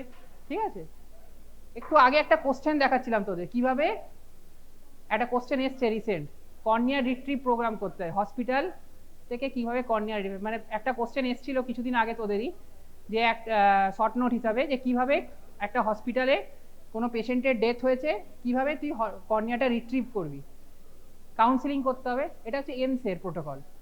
কিভাবে করছে, একটা পেশেন্ট মারা গেছে, ঠিক আছে, ডেথ হয়েছে, তো প্রথমে তার কাছ থেকে কনসেন্ট নিতে হবে, ফ্যামিলির কনসেন্ট নিতে হবে। এবার ফ্যামিলি যদি কনসেন্ট ডিনাইড করে তাহলে প্রথমে বললে ঠিক আছে থ্যাঙ্কস জানিয়ে পেশেন্টটা বডিটা মর্গে পাঠাতে হবে। তারপরে গ্রিফ কাউন্সিলরকে আমাদেরকে জানাতে হবে। গ্রিফ কাউন্সিলরকে কাজ হলো আবার পেশেন্ট পার্টিকে ফোন করে বোঝানো যে আপনি আই ডোনেশন করতে চান কি না, দেখ এখানে লেখা আছে। তারপরে ও যদি কনসেন্ট দেয় তাহলে আমরা ন্যাশনাল আই ব্যাংকে জানাবো, ঠিক আছে, আর না দিলে আবার থ্যাংক ইউ, ঠিক আছে, যেটা বলছিলাম। কি কি কন্ট্রা ইন্ডিকেশন আছে, this are the contraindication for tissue retrieval. এইগুলো যদি থাকে, এই ডিজিজগুলো, এটা এমসিকিউতে এভরি ইয়ার আসে, মানে আমি যতবার দিয়েছি প্রত্যেকবারই এই কোশ্চেনটা পেয়েছি, ঠিক আছে, আমি দুবার দিয়েছি, দুবারই এই কোশ্চেনটা এসছে, তো এই কোশ্চেনটা বিশাল কমন। তো কোনটা কোশ্চেনটা আসে কি বলে দিচ্ছি, কোনটাতে করা যায় না এক্সেপ্ট এইভাবে দেয়, ওই জন্য কজগুলো মনে রাখতে হয়, হয়তো তোদের এখন হয়তো অতটা লাগবে না, ঠিক আছে। এরপর হচ্ছে কি কি প্রিপারেশন লাগে, ওই যে প্রথম হচ্ছে লিগ্যাল পারমিশন, পেশেন্ট রিলেটিভকে বোঝাতে হবে, গ্রিফ কাউন্সিলরকে। তারপরে পয়েন্টটা কি, ওই যে collection of post-mortem blood 10 ml। এই ব্লাডটা কেন নেবো আমরা, একটা ডেথ পেশেন্ট হয়ে গেছে, ব্লাডটা কেন নিচ্ছি বল? হ্যাঁ হ্যাঁ, ব্লাড গ্রুপ, হ্যাঁ সেরোলজির জন্য, ঠিক আছে, মেনলি হচ্ছে সেরোলজির জন্য, এবং অন্য কোনো ডিজিজ আছে কিনা সেটা দেখার জন্য, মানে এইচআইভি ও যেটা বললো সেরোলজি, সেগুলোই মেনলি, এটাই কারণ, ঠিক আছে। তো আই বল যখন আমাদের নেওয়া হয় তখন পুরো ইনিউক্লিয়েশন করেই নর্মালি আমরা নিই। ইনিউক্লিয়েশনের এই যে এখানে মেথডটা দেখাচ্ছে, প্রথমে 360 ডিগ্রি, এই যে 360 ডিগ্রি পেরিটমি করা হয়, এই যে এই জায়গাটা, ঠিক আছে।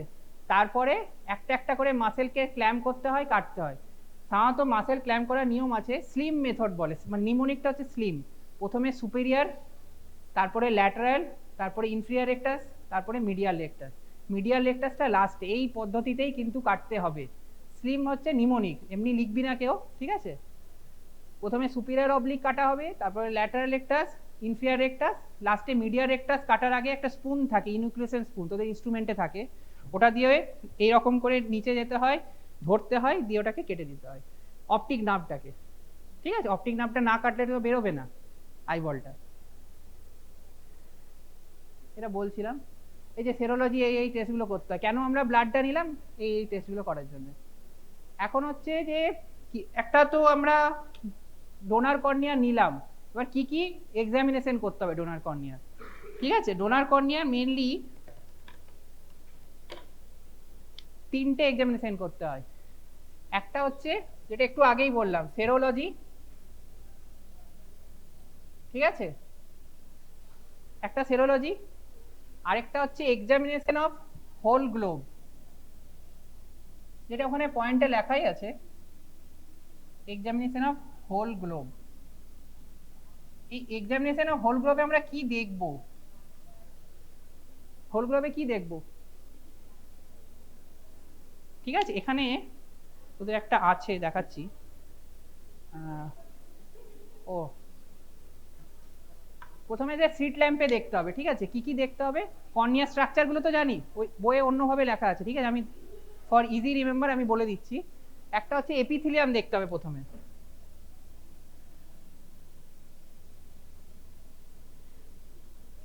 এপিথিলিয়ামে কোনো ইডিমা আছে কিনা বা কিছু, ঠিক আছে, কোনো বুলা আছে কিনা। সেকেন্ড পয়েন্ট কি আছে এপিথিলিয়ামের পরে, বাউমেন মেমব্রেন, বাউমেন মেমব্রেনেও সেম জিনিস দেখতে হবে।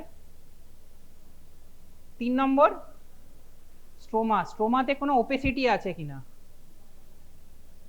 স্ট্রোমাল ওপেসিটি আছে কিনা। 4th ডেসমেন্ট মেমব্রেন, ডেসমেন্ট মেমব্রেনে কোনো ফোল্ড আছে কিনা, ঠিক আছে। লাস্ট স্ট্রোমা ওপেসিটি, ডেসমেন্ট মেমব্রেনে কোনো ফোল্ড আছে কিনা। আর 5 নম্বর কি, এন্ডোথিলিয়াম, এন্ডোথিলিয়ামে এন্ডোথিলিয়ামে কি দেখবো, ওখানে আছে মনে হয় না, দেখা না নেই। এন্ডোথিলিয়ামে যেটা দেখবো গাটে আছে কিনা, GUTAE, এটা মানে হচ্ছে কোনো এক্সক্রিশন যখন থাকে, এক্সক্রিশন মানে কোনো লাম টাইপ অ্যাপিয়ারেন্স দেখা যায় বেসমেন্ট মেমব্রেনের, এই সরি এন্ডোথিলিয়ামে, তখন সেটাকে আমরা গাটে বলি। ঠিক আছে, 5 নম্বর। আর লাস্ট পয়েন্ট হচ্ছে আর্কাস সেনিলিস আছে। আর্কাস সেনিলিস জানিস কিছু? হ্যাঁ, this is a type of corneal degeneration যেটা লিম্বাস এরিয়াতে থাকে। ঠিক আছে, এই 6টা পয়েন্ট দেখতে হবে আমাকে সিট ল্যাম্পে। এই 6টা পয়েন্টের বেসিসে আমাকে যে ডোনার কর্নিয়া বা হোল গ্লোব যেটা দেখেছি তার একটা গ্রেডিং হয়। একটা হয় এক্সেলেন্ট, মানে এই পুরো সবগুলোর বেসিসে, ঠিক আছে, এই সবগুলোর বেসিসে একটা হয় এক্সেলেন্ট, তারপরে ভেরি গুড, গুড, এইভাবে আছে ফেয়ার, পুয়ার। ঠিক আছে, এখানে থাকবে তোদের দ্বারা দেখাচ্ছি।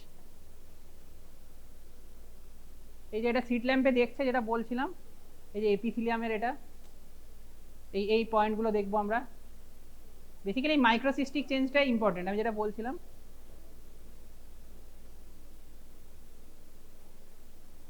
বাউমেন্স মেমব্রেন, ঠিক আছে, স্ট্রোমাতে কোনো ওপেসিটি আছে কিনা বা ইডিমাও, ঠিক আছে,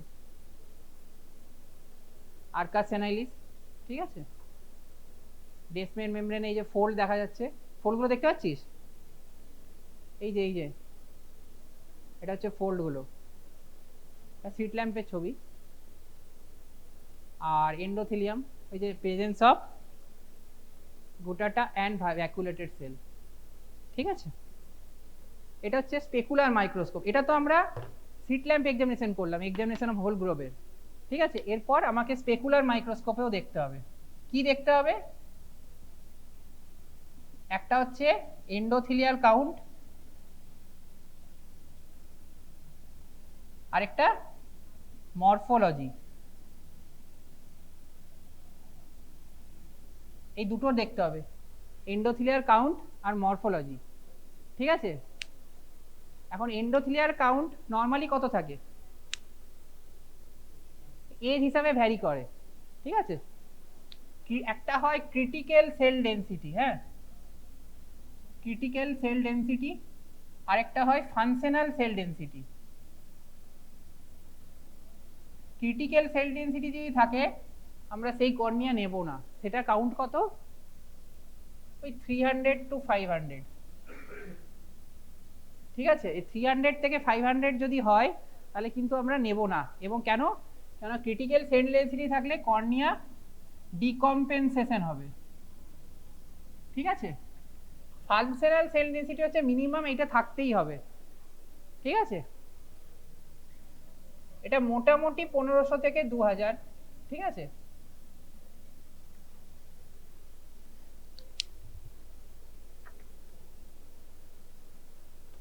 ও এখানে দুটো পয়েন্ট বলেছিলাম, আরেকটা পয়েন্ট আছে, থার্ড পয়েন্ট। হ্যাঁ, একটা তো সেরোলজি হলো এক্সামিনেশন অফ হোল গ্লোব, এর আন্ডারে দুটো পয়েন্ট, এই এপিথিলিয়াম বাউমেন মেমব্রেন এটা।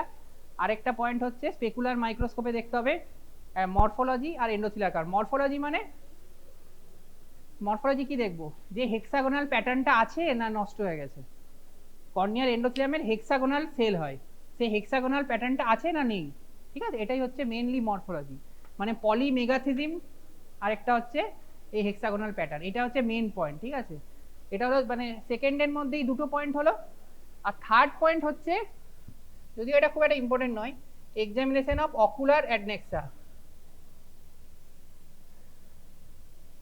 এই অকুলার অ্যাডনেক্সার মধ্যে অনেক সময় যে ডিজিজ পার্সন আছে, মানে যে ডোনার কর্নিয়া যে দিচ্ছে, তার কনজাংটিভাল সোয়াব নিয়ে আমরা টেস্ট করে দেখি। ঠিক আছে, এখানে চেঞ্জ হচ্ছে, পলিমেগাথিজম হয়ে গেছে এই যে এই জায়গাটা। ঠিক আছে, যেটা বলছিলাম 300 থেকে 500 আর ওটা 1500 থেকে 2200, তবে আমরা এটা রাফলি 500 মনে রাখি আর ফাংশনালটা 2000 মনে রাখি। ঠিক আছে, মানে 500-র নিচে হলে করবোই না, 2000-এ হলেই তবেই করবো। ঠিক আছে, হ্যাঁ, এটা হচ্ছে এক্সক্লুশন ক্রাইটেরিয়া। কখন কখন আমরা পিকেপি করব না। পিকেপি মানে হচ্ছে কর্নিয়াল ট্রান্সপ্লান্ট পুরোটাই করা, সেটাকে আমরা পিকেপি বলি, আসছি ওটাও, টাইপ অফ কর্নিয়াল কেরাটোপ্লাস্টি। কখন কখন ওটা আমরা করব না। ঠিক আছে, এই যে কজগুলো দেখছিস প্রত্যেকটাই কিন্তু এখন হয়তো লাগবে না, কিন্তু এটা আবার বলছি সিমিলারলি এগুলো এমসিকিউতে জিজ্ঞেস করে একসেপ্ট করে। মনে রাখবি কি করে, একটা হচ্ছে 2000, এটুকু মনে রাখলেই হবে। 2000 এর নিচে থাকলে করব না, ঠিক আছে। সেকেন্ড পয়েন্ট, হ্যাঁ তবে 2000 নিচে থাকলে একটা জায়গায় করা যায়, ঠিক আছে, সেটা হচ্ছে যদি আমি অ্যান্ট্রিয়া ওই ল্যামেলার প্রসিডিওর করি, ঠিক আছে। কেরাটোপ্লাস্টি যখন পড়াবো বলছি কি ল্যামেলার প্রসিডিওর। আর এক্সট্রিম এই পলিমেগাথিজিম এটা অলরেডি বলে দিয়েছি, গাটাটা এটা বলে দিয়েছি, নন হেক্সাগোনাল বলে দিয়েছি। আমি কি পয়েন্টগুলো বলছি, আরেকটা হচ্ছে ব্যাকটেরিয়া, সেল ডেব্রিজ আর ভ্যাকুলেটেড সেল, ঠিক আছে। এইগুলো থাকলে আমরা পিকেপি করতে পারবো না। যেটা একটু আগে বলছিলাম যে কিভাবে ওই ভাগ করেছি, excellent, very good, good, fair, এটা মনে রাখতে হবে না, ঠিক আছে। মানে এই ক্রাইটেরিয়াতে বেস করে এরকম করা হয়। এইটা কোশ্চেন আছে short note, storage of donor tissue. আর শর্ট টার্ম হচ্ছে 2 থেকে 3 ডেজ। এখানে দুটো আছে, একটা ময়েস্ট চেম্বার, একটা এমকে মিডিয়া। এমকে মিডিয়া এটাই হচ্ছে মোস্ট প্রেফার্ড এবং মোস্ট কমনলি ইউজড এখন, ঠিক আছে। দেখাচ্ছি কেমন মিডিয়াটা। আর ইন্টারমিডিয়েটে মেনলি হচ্ছে ডেক্সল, অপটিসল, জিএস এগুলো। আর লং টার্মে হচ্ছে এমইএম মিডিয়াই সবচেয়ে ইম্পর্টেন্ট। আর ভেরি লং টার্মে ক্রায়ো প্রিজারভেশন। তার মধ্যে এই এমকে মিডিয়ামটা খুরানার বইয়ে কিন্তু শর্ট টার্মে দিয়েছে, পার্সনে ইন্টারমিডিয়েট দেওয়া আছে, ঠিক আছে। দুটোতেই ভুল নেই, কেননা পার্সন যেটা করেছে এখানে 48 ঘন্টা মানে বেশি দিয়েছে ইন্টারমিডিয়েটটা পার্সনে, তো সেই জন্য ওটা এমকে মিডিয়ামটাকে ওরা ইন্টারমিডিয়েট ধরে। কোনো অসুবিধা নেই, তুই যদি দিনটা ঠিক লিখিস ব্যাপারটা একই হয়ে যাচ্ছে, ঠিক আছে। এটা একটা কনফিউজিং আছে অনেকেই। এটা তো ময়েস্ট চেম্বার, এইটা হচ্ছে আমাদের এই যে এমকে মিডিয়া, ঠিক আছে। দাঁড়া,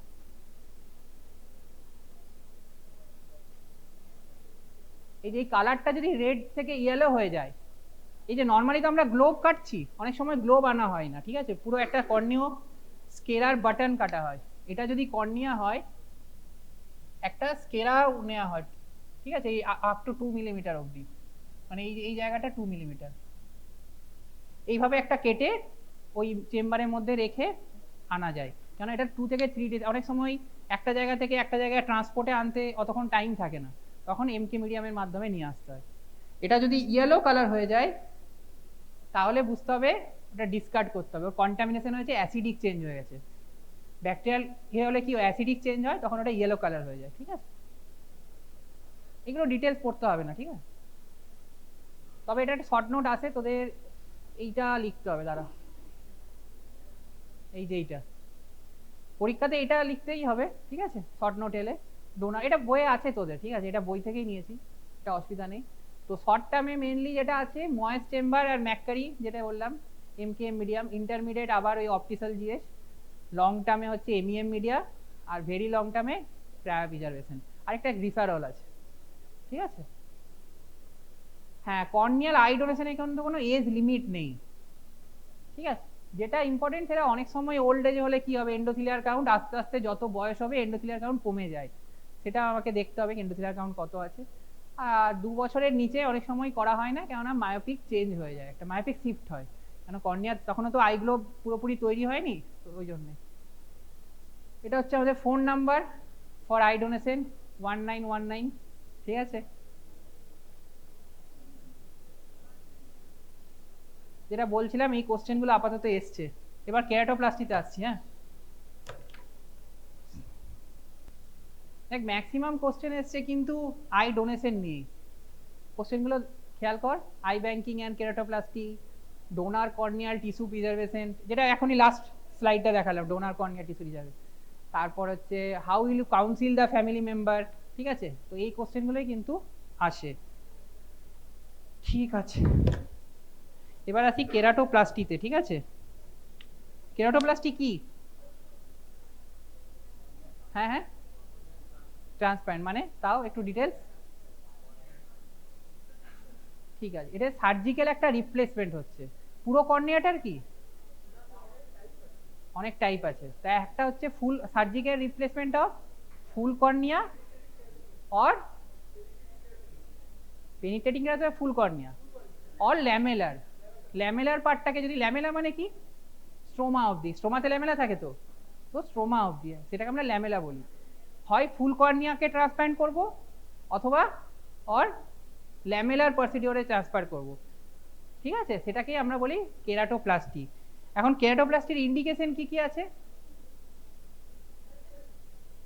ঠিক আছে, অনেকগুলো ইন্ডিকেশন আছে। একটা হচ্ছে অপটিক্যাল, এটা তো অবভিয়াস, অপটিক্যাল হবে।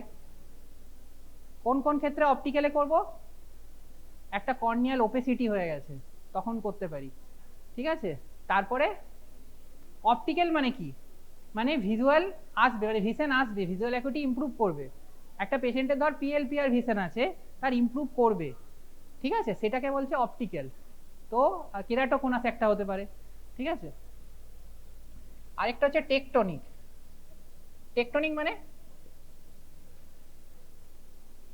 টেকটনিক মানে কর্নিয়ার যে ইন্টিগ্রিটিটা আছে সেটা মেনটেন করার জন্য। কর্নিয়ার পারফোরেশনের আগে না ডেসমেটোসিল বলে একটা, কেউ জানিস ডেসমেটোসিল? বেসমেন্ট মেমব্রেন হচ্ছে খুব টাফেস্ট স্ট্রাকচার। যদি কোনো ট্রমা হয় না তখন একটা সিস লাইক অ্যাপিয়ারেন্সের মতো হয়ে যায়, ডেসমেটোসিল হয়ে যায়। তো যদি ডেসমেটোসিল হয় তখন আমি টেকটনিক করতে পারি। একটা হচ্ছে থেরাপিউটিক।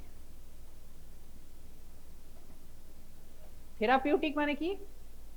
থেরাপিউটিক তখনই করা হয় মানে ভিসেন পেশেন্টের আসবে না, কিন্তু যাতে আরো খারাপ না হয়ে যায় সেই জন্য। যেমন কর্নিয়াল আলসার, কর্নিয়াল আলসার যখন রিজলভ করে গেল, ঠিক আছে, তখন কি হবে, মানে অপারেশন করলেও ভালো আসবে না, বা পেশেন্টের অপটিক অ্যাট্রফি হয়ে গেছে, রেটিনাতে আরডি হয়ে গেছে, এই কারণগুলো যদি থাকে তখন আমরা থেরাপিউটিক বলি, তখন অপটিক্যাল নয়। আরেকটা যেটা আছে সেটা সবচেয়ে লিস্ট কমন, সেটা হচ্ছে কসমেটিক। জেনারেলি আমরা কসমেটিক পারপাসে কখনো কেরাটোপ্লাস্টি প্রেফার করি না বা করি না, তার একটাই কারণ, কর্নিয়া তো আর দোকানে কিনতে পাওয়া যায় না। কাউকে যদি কসমেটিক কারণে করে দিই তাহলে তো প্রবলেম, ঠিক আছে, কর্নিয়া তো ইজিলি সাপ্লাই নয়। তো সেই জন্যে কসমেটিকটা হচ্ছে সবচেয়ে লিস্ট কারণ, ঠিক আছে। আর টাইপটা, আচ্ছা টাইপ জানিস কেউ?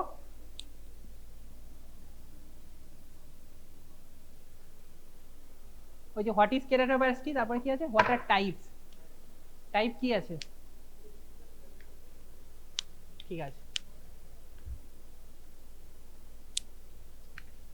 মেইনলি তিনটে টাইপ আছে।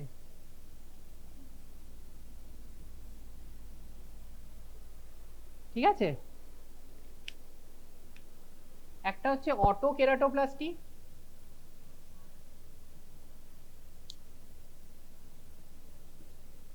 একটা হচ্ছে অ্যালো কেরাটোপ্লাস্টি,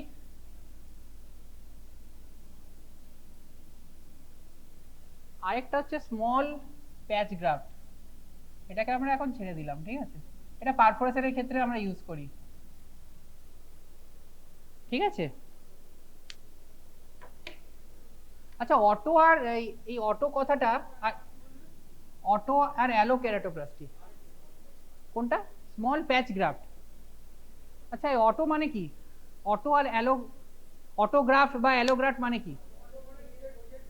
নিজেরটা নিজেকেই দেয়, আর অ্যালো মানে অন্যেরটা, ঠিক আছে। অটোগ্রাফটের মধ্যে, এই অটো কেরাটোপ্লাস্টির আবার দুটো ভাগ আছে, একটা হচ্ছে কন্ট্রাল্যাটারাল আর একটা হচ্ছে রোটেশনাল। এগুলো না পুরোটাই থিওরিটিক্যাল, হ্যাঁ, মানে যেহেতু টাইপ বলছি তাই, কেন এগুলো কিন্তু করা হয় না, ঠিক আছে। এই আমি অটোর দিকটা বলছি, অ্যালোটাই মেন, ঠিক আছে, অ্যালোতে আসছি। যেহেতু কোশ্চেনটা হোয়াটার টাইপ তাই বলছি, কিন্তু এইগুলো কিন্তু একদম হয়ই না, ঠিক আছে, সেলডম ইউজ একদম, ঠিক আছে। কন্ট্রাল্যাটারাল মানে কি? এই রোটেশনালটা আগে বলি, রোটেশনাল কি? কারোর বলছে সেন্ট্রাল একটা হয়েছে, ঠিক আছে, মানে কর্নিয়াল ওপেসিটি হয়েছে, দেখতে পাচ্ছে না, তো পেরিফেরাল থেকে একটা টিস্যু নিয়ে ওখানে রোটেট করে এখানে লাগিয়ে দিলাম, সেটা হচ্ছে রোটেশনাল। এগুলো থিওরিটিক্যালি জান, এগুলো হয় না। কন্ট্রাল্যাটারাল, কন্ট্রাল্যাটারাল কি? তাহলে তো অ্যালোগ্রাফট হয়ে অ্যালো হয়ে গেল। হ্যাঁ ঠিক, ওটাই হচ্ছে ব্যাপার, ঠিকই বলে। কখন করবো তাহলে অন্য চোখেটা, ওই চোখটা তো দেখতে পাবে না।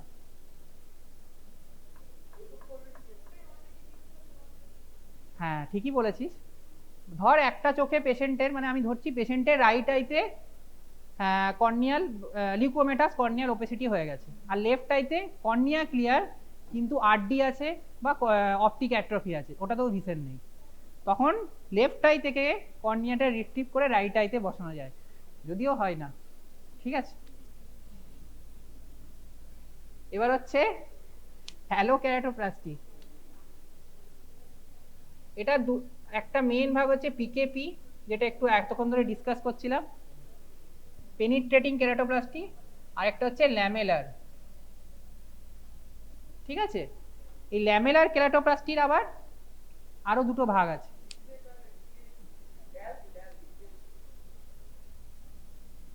একটা হচ্ছে অ্যান্ট্রিয়ার ল্যামেলার, ঠিক আছে, আর একটা হচ্ছে পোস্টিরিয়ার ল্যামেলার।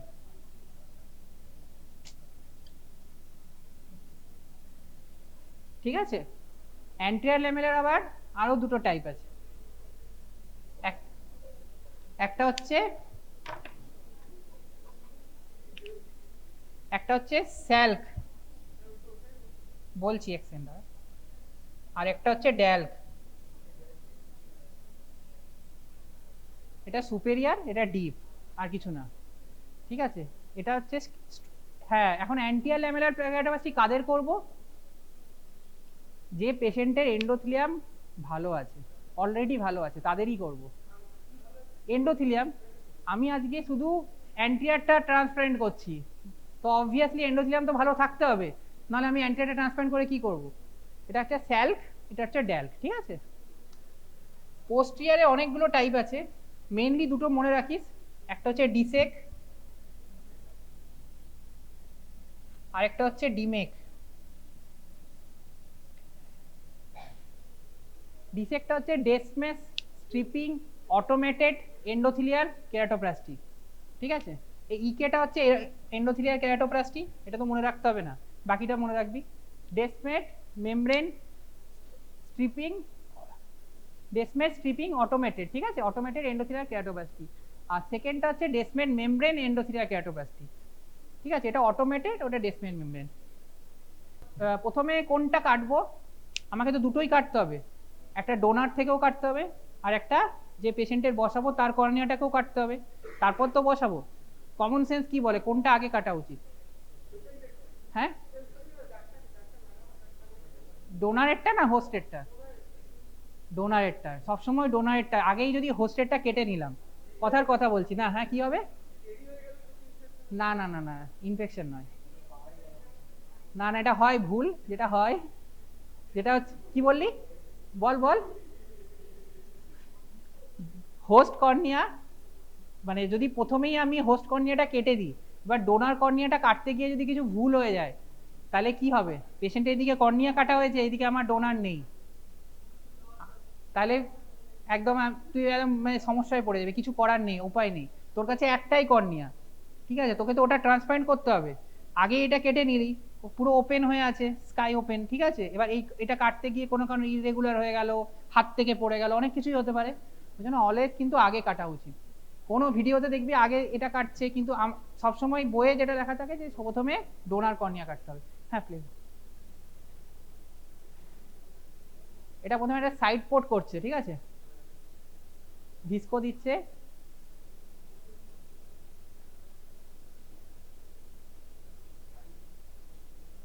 হ্যাঁ ডাই দিচ্ছে, ও ক্যাটারেক্ট করবে পরে। এটা হচ্ছে ট্রেফিন, এটাকে ট্রেফিন বলি আমরা। ঠিক আছে, এই ট্রেফিন দিয়ে প্রথমে মার্ক করছে, এটা মার্ক করছে কতটা কাটবে। ঠিক আছে, যদিও এখানে কিন্তু প্রথমে এটা দেখাচ্ছে এই স্টেপটা, ওটা অলরেডি ও কেটে নিয়েছে, ওই জন্য। এই যে ডোনার গ্রাফট সবসময় বড় কাটতে হয়, 0.5 মিলি, এটা কিন্তু একটা কি পয়েন্ট। ঠিক আছে, আরেকটা এখানে কি পয়েন্ট আছে, ডোনার যে কর্নিয়াটা সেটা এন্ডোথিলিয়াল সাইড থেকে কাটতে হয়, এন্ডোথিলিয়াল সাইড বলছে, ঠিক আছে, আর হোস্ট কর্নিয়াটা এপিথিলিয়াল সাইড থেকে কাটতে হয়। ঠিক আছে, মেন মেন কি পয়েন্টগুলো বলে দিচ্ছি, যেগুলো লাগবে, তোদের স্টেপ লিখতে হবে না। যদি কেরাটোপ্লাস্টি শর্ট নোটও আসে না, খালি লিখবি প্রথমে ডোনার কর্নিয়া এইভাবে কাটা হলো এন্ডোথিলিয়ার সাইড থেকে, এইটুকু লিখলেই হবে, তোদের পুরোটা ডেসক্রাইব করতে হবে না, আমি ফর ইন্টারেস্টিং পারপাস এটা দেখাচ্ছি।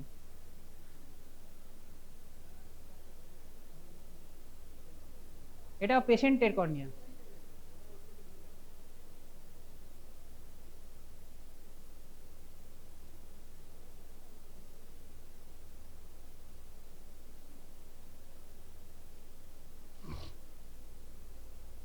এটা রেগুলার করছে মার্জিনটা, কেন ইরেগুলার থাকলে ভালো সুচার দেওয়া যাবে না।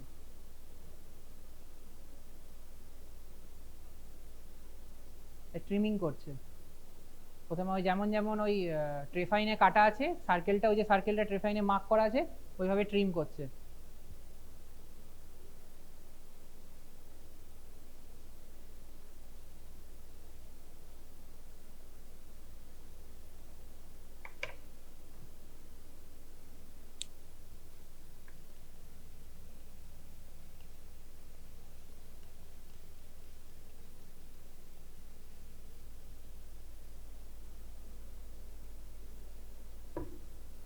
ভিস্কো দিয়ে রাখতে হবে, ভিস্কো না দিলে সুচারগুলো আমরা আন্দাজ করতে পারবো না, কতটা টাইট দেবো কতটা লুজ হয়ে যাবে, তাহলে অ্যাস্টিগম্যাটিজম হয়ে যাবে, হাই অ্যাস্টিগম্যাটিজম হয়ে যাবে। ঠিক আছে, ভিডিওটা দেখার আরেকটা পয়েন্ট আছে, এই জন্যই দেখাচ্ছি, তাহলে তোরা বুঝতে পারবি কি কি কমপ্লিকেশন হতে পারে এই ইন্ট্রা অপারেটিভ। আইরিসে ইঞ্জুরি হতে পারে, হতে পারে তো, লেন্সে ইঞ্জুরি হতে পারে, ক্যাটারাক্ট যদি না থাকে ক্যাটারাক্ট হয়ে যেতে পারে, তারপর হচ্ছে তোর কোরোইডাল হেমারেজ হতে পারে যদি আইএপি বেশি থাকে, এমনি ব্লিডিং হতে পারে। ঠিক আছে, এই এই কারণগুলো ইন্ট্রা অপারেটিভ কমপ্লিকেশন বলছি কিন্তু। হ্যাঁ, এবার 10-0 নাইলন সুচার দিয়ে প্রথমে 4টে মেন কিতে সুচার দিতে হবে, কেননা প্রথমে এটাকে স্টেবল করতে হবে। ঠিক আছে, তারপরে আস্তে আস্তে আস্তে আস্তে সার্কুলার মেথডে পুরোটা করতে হবে। একটু ফরওয়ার্ড করে দাও।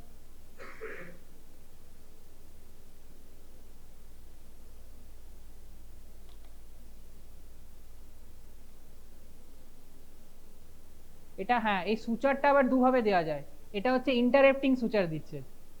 ঠিক আছে, অনেকে কিন্তু কন্টিনিউয়াস সুচারও দেয়।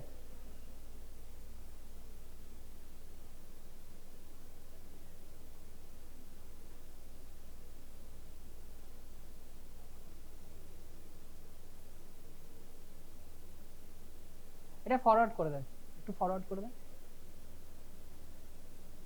হ্যাঁ, ওই একটু ফরওয়ার্ড, হ্যাঁ কতটা এদিকে ফরওয়ার্ড, ফরওয়ার্ড ওপরে ওপরে ওই যে চলছে আরেকটু, হ্যাঁ একটু টেনে দাও, হ্যাঁ এখানে এখানে আরেকটু টেনে দাও,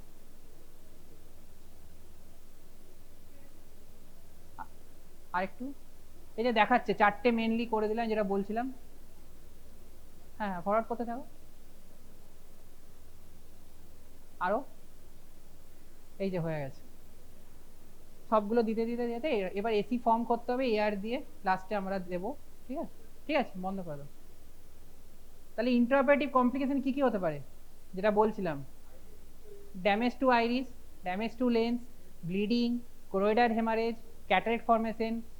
আর পোস্ট অফ কমপ্লিকেশন কি হতে পারে, হাই অ্যাস্টিগম্যাটিজম, কিন্তু অ্যাস্টিগম্যাটিজম একটু পরে হয় 3 মান্থের পর, তার আগে বোঝা যায় না। ইউভিআইটিস হতে পারে। ঠিক আছে, তারপর হচ্ছে সুচার লুজ হতে পারে, সুচারে ইনফেকশন হতে পারে। ঠিক আছে, তারপরে হচ্ছে হ্যাঁ হ্যাঁ উন্ড লিক হতে পারে, সুচারে গ্র্যানুলোমা হতে পারে, উন্ড লিক হতে পারে, স্যালো এসি হতে পারে, এগুলো সবই হচ্ছে কমপ্লিকেশন। আরও যে একটু লেট কমপ্লিকেশন হচ্ছে গ্রাফট রিজেকশন। ঠিক আছে, রিজেকশন কি আর ফেলিয়ার কি, গ্রাফট রিজেকশন আর গ্রাফট ফেলিয়ার মধ্যে মেন বেসিক ডিফারেন্সটা কি, গ্রাফট রিজেকশন হচ্ছে রিভার্সিবল আর গ্রাফট ফেলিয়ার হচ্ছে ইরিভার্সিবল। ঠিক আছে, এটাই মেন বেসিক ডিফারেন্স। ঠিক আছে, আর ঠিক আছে কেরাটোপ্লাস্টি এটাই থাকুক, ওটা মুছলাম না।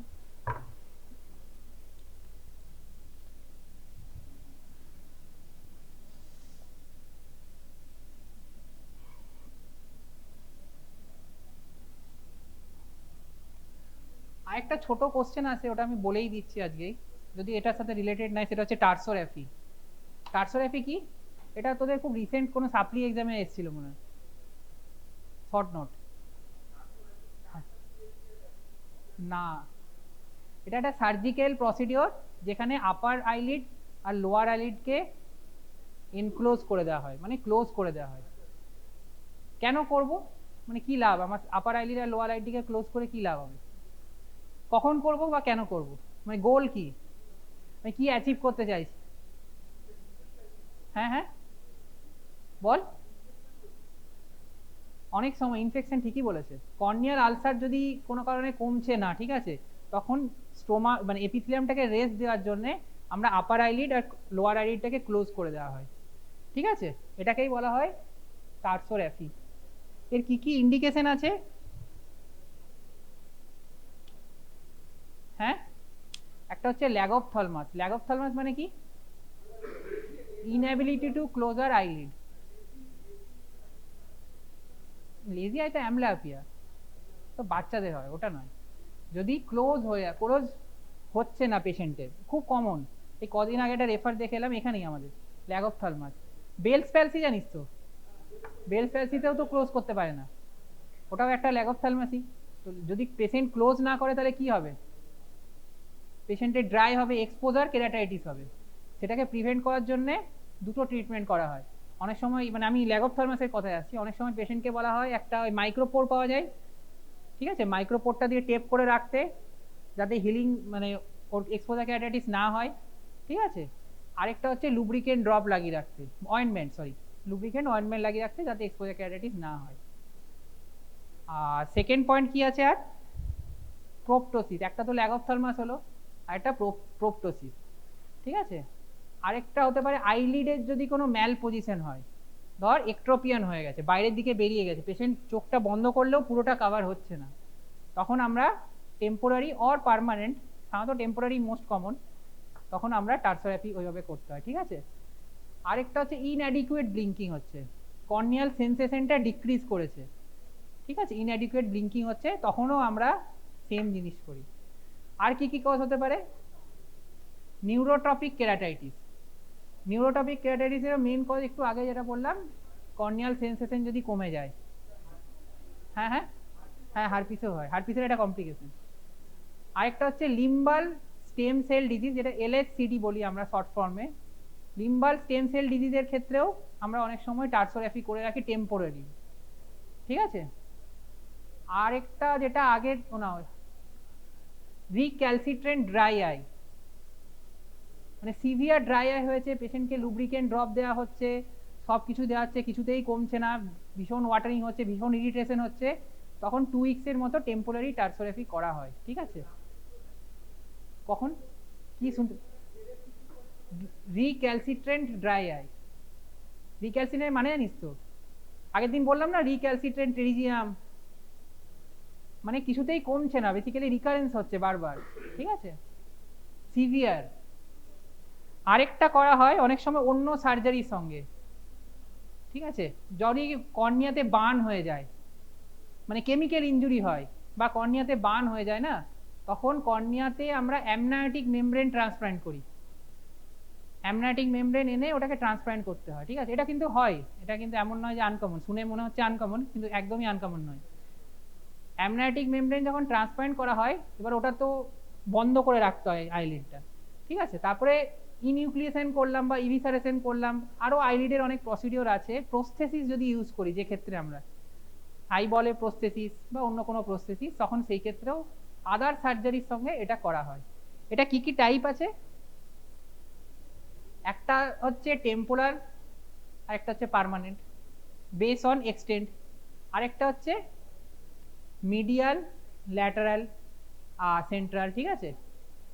আরেকটা একটু আগেই বলছিলাম, টেম্পোরারি আর পার্মানেন্ট, ওটা বলেছি তো, টেম্পোরারি, পার্মানেন্ট, সেন্ট্রাল আর ল্যাটারাল, এই মেনলি এই দুটো হচ্ছে মেন টাইপ, ঠিক আছে। ঠিক আছে, ভিডিও দেখিস, ওটা চালাও, পার্মানেন্ট টার্সোর‍্যাফি। এটা পার্মানেন্ট করছে, যদিও পার্মানেন্ট করে এটা কমন নয়, ঠিক আছে।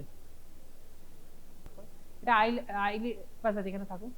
এই যে এটা হচ্ছে গ্রে লাইন বলি আমরা, ঠিক আছে, মানে আপার আইলিডের আর মানে প্যালপেবরাল কনজাংটিভা আর ওপরের আইলিডের যে জাংশনটা, এটাকে গ্রে লাইন বলি। এখানে আমি একটা ইনসিশন দিচ্ছি,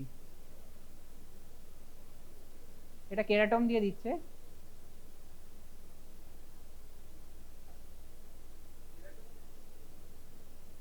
ব্লেড দিয়েও দেওয়া যায়, ঠিক আছে। মানে আইলিড ক্লোজার মানে এমন না এটার সাথে এটাকে ধরে বন্ধ করে দিলাম, ঠিক আছে, তাহলে পরবর্তীকালে টেম্পোরারি করলে তো খুলতেও হবে আমাকে। ফেভিকুইক আইতে কি করে? কর্নিয়াকে আলসার না, কর্নিয়া পুরো ড্রাই করে দেয়, অ্যাব্রেশন হয়ে যায়, আলসার হয়ে যায়, সবই হয়ে যায়। খুব কমন, এটা এমার্জেন্সিতে আসে, বাচ্চাদের ফেভিকুইক পড়ে যায়, এবং ওটা ইমিডিয়েট ট্রিটমেন্ট কি, ইরিগেশন করতে হবে জল দিয়ে। ঠিক আছে, যদি কারো ফেভিকুইক পড়ে যায় বাড়িতে বা কোথাও কোনো শুনে থাকি, মানে একদম কন্টিনিউয়াস ইরিগেশন করতে হবে আরএল দিয়ে, বেটার হচ্ছে আরএল দিয়ে করা।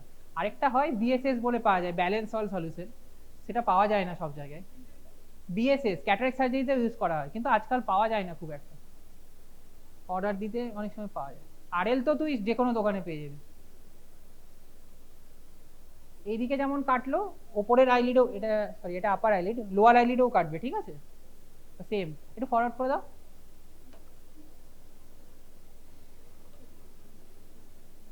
সেম কাটছে, হ্যাঁ, দিয়ে ওই দুটো যে কাটা হলো, যে মার্জিনটা ওই দুটোর মধ্যে দেখাচ্ছে।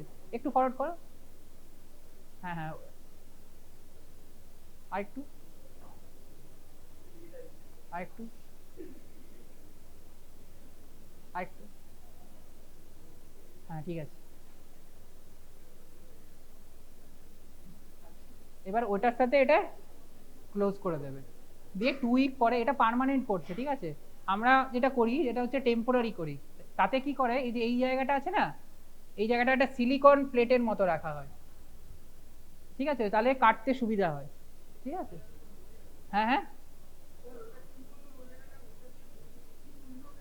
কোনটা টিস্যু তুললো, যদি টিস্যুটা না তুলি অ্যাটাচ হবে কি করে, ইনসিশনটা দিবি কার সাথে কার, ঠিক আছে।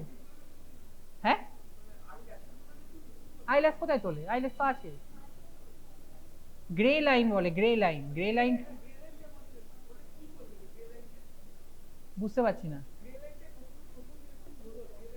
গ্রে লাইনটা কাটা হলো, টিস্যুটা কাটা হলো, যদি তুই টিস্যুটা না কাটিস ইনসিশনটা দিবি কোথায়, এখানে তো স্কিন আছে, স্কিনটাকে কাটতে হবে তো, নাহলে তো ওটা অ্যাপোজ করবে না ভালো। মানে একটা যখন কোনো স্টিচ দেওয়া হয় তখন তো সেটাকে গ্রো করার জন্য অ্যাপোজ হতে হবে ভালোভাবে, ভালোভাবে অ্যাপোজ না হলে ওটা আমি 2 উইক পরে কাটবো কি করে, এই যেখানে সিলিকনটা দিচ্ছে, এই সিলিকনটা না দিলে কাটা যায় না, পরে পরবর্তীকালে যখন এটা রিমুভ করবো তখন অসুবিধা হবে। আরেকটা কারণ দেওয়া হয়, এখানে যদি সুচারের নটটা পড়ে পেশেন্টের খুব ইরিটেশন হবে, ঠিক আছে। ঠিক আছে, ক্লোজ করে দাও। আচ্ছা, কি কি কমপ্লিকেশন হতে পারে, এই তো ভিডিওটা দেখলি, একটা তো বোঝাই যাচ্ছিল। হ্যাঁ হতে পারে, মেন হচ্ছে ব্লিডিং, ইনফেকশন, ঠিক আছে, সুচার গ্র্যানুলোমা, সুচার ইনফেকশন, এগুলো তো বলতেই হবে। আর তারপরে হচ্ছে আগেই সেপারেট হয়ে গেল, প্রিম্যাচিওর সেপারেশন, ভালো করে স্টিচ দেওয়া হয়নি বা কোনো কারণে আগেই সেপারেট হয়ে গেল। আরেকটা হচ্ছে অ্যাঙ্কাইলোবেফারন ফর্মেশন, না মানে কি জানিস অ্যাঙ্কাইলোবেফারন? না, অ্যাঙ্কাইলোবেফারন হচ্ছে টার্সোরেপিতে কি করছি আমরা, সুচার দিয়ে করছি, অনেক সময় স্কিন দিয়ে এটা নিজে থেকেই আস্তে আস্তে আস্তে আস্তে জুড়ে যায় দুটো স্কিনের মধ্যে। এই যে যেটা তুই যেটা বলছিস কাটলো কেন, যদি আমি স্কিনে স্কিনে করে দিতাম স্কিনে স্কিনে জুড়ে যেত, ওটা আমি আর টেম্পোরারি করতে পারতাম না, তখন সেটাকে অ্যাঙ্কাইলোবেফারন ফর্মেশন বলা হয়। আর হতে পারে কি হলো, নিড মার্জিনে কোনো ডিফেক্ট থাকতে পারে, ঠিক আছে। এর সাকসেস রেট হচ্ছে অলমোস্ট 80 থেকে 100%, প্রিম্যাচিওর সেপারেশন সাধারণত হয় না, আর হলে কিন্তু প্রচন্ড ব্লিডিং হয়ে পেশেন্ট মানে এমার্জেন্সিতে আসে, অবভিয়াস কারণ, ঠিক আছে। আর টেম্পোরারি টার্সারেপিতে কতদিন পর সুচারটা কাটবো, 2 উইকস পরে, ঠিক ঠিক আছে।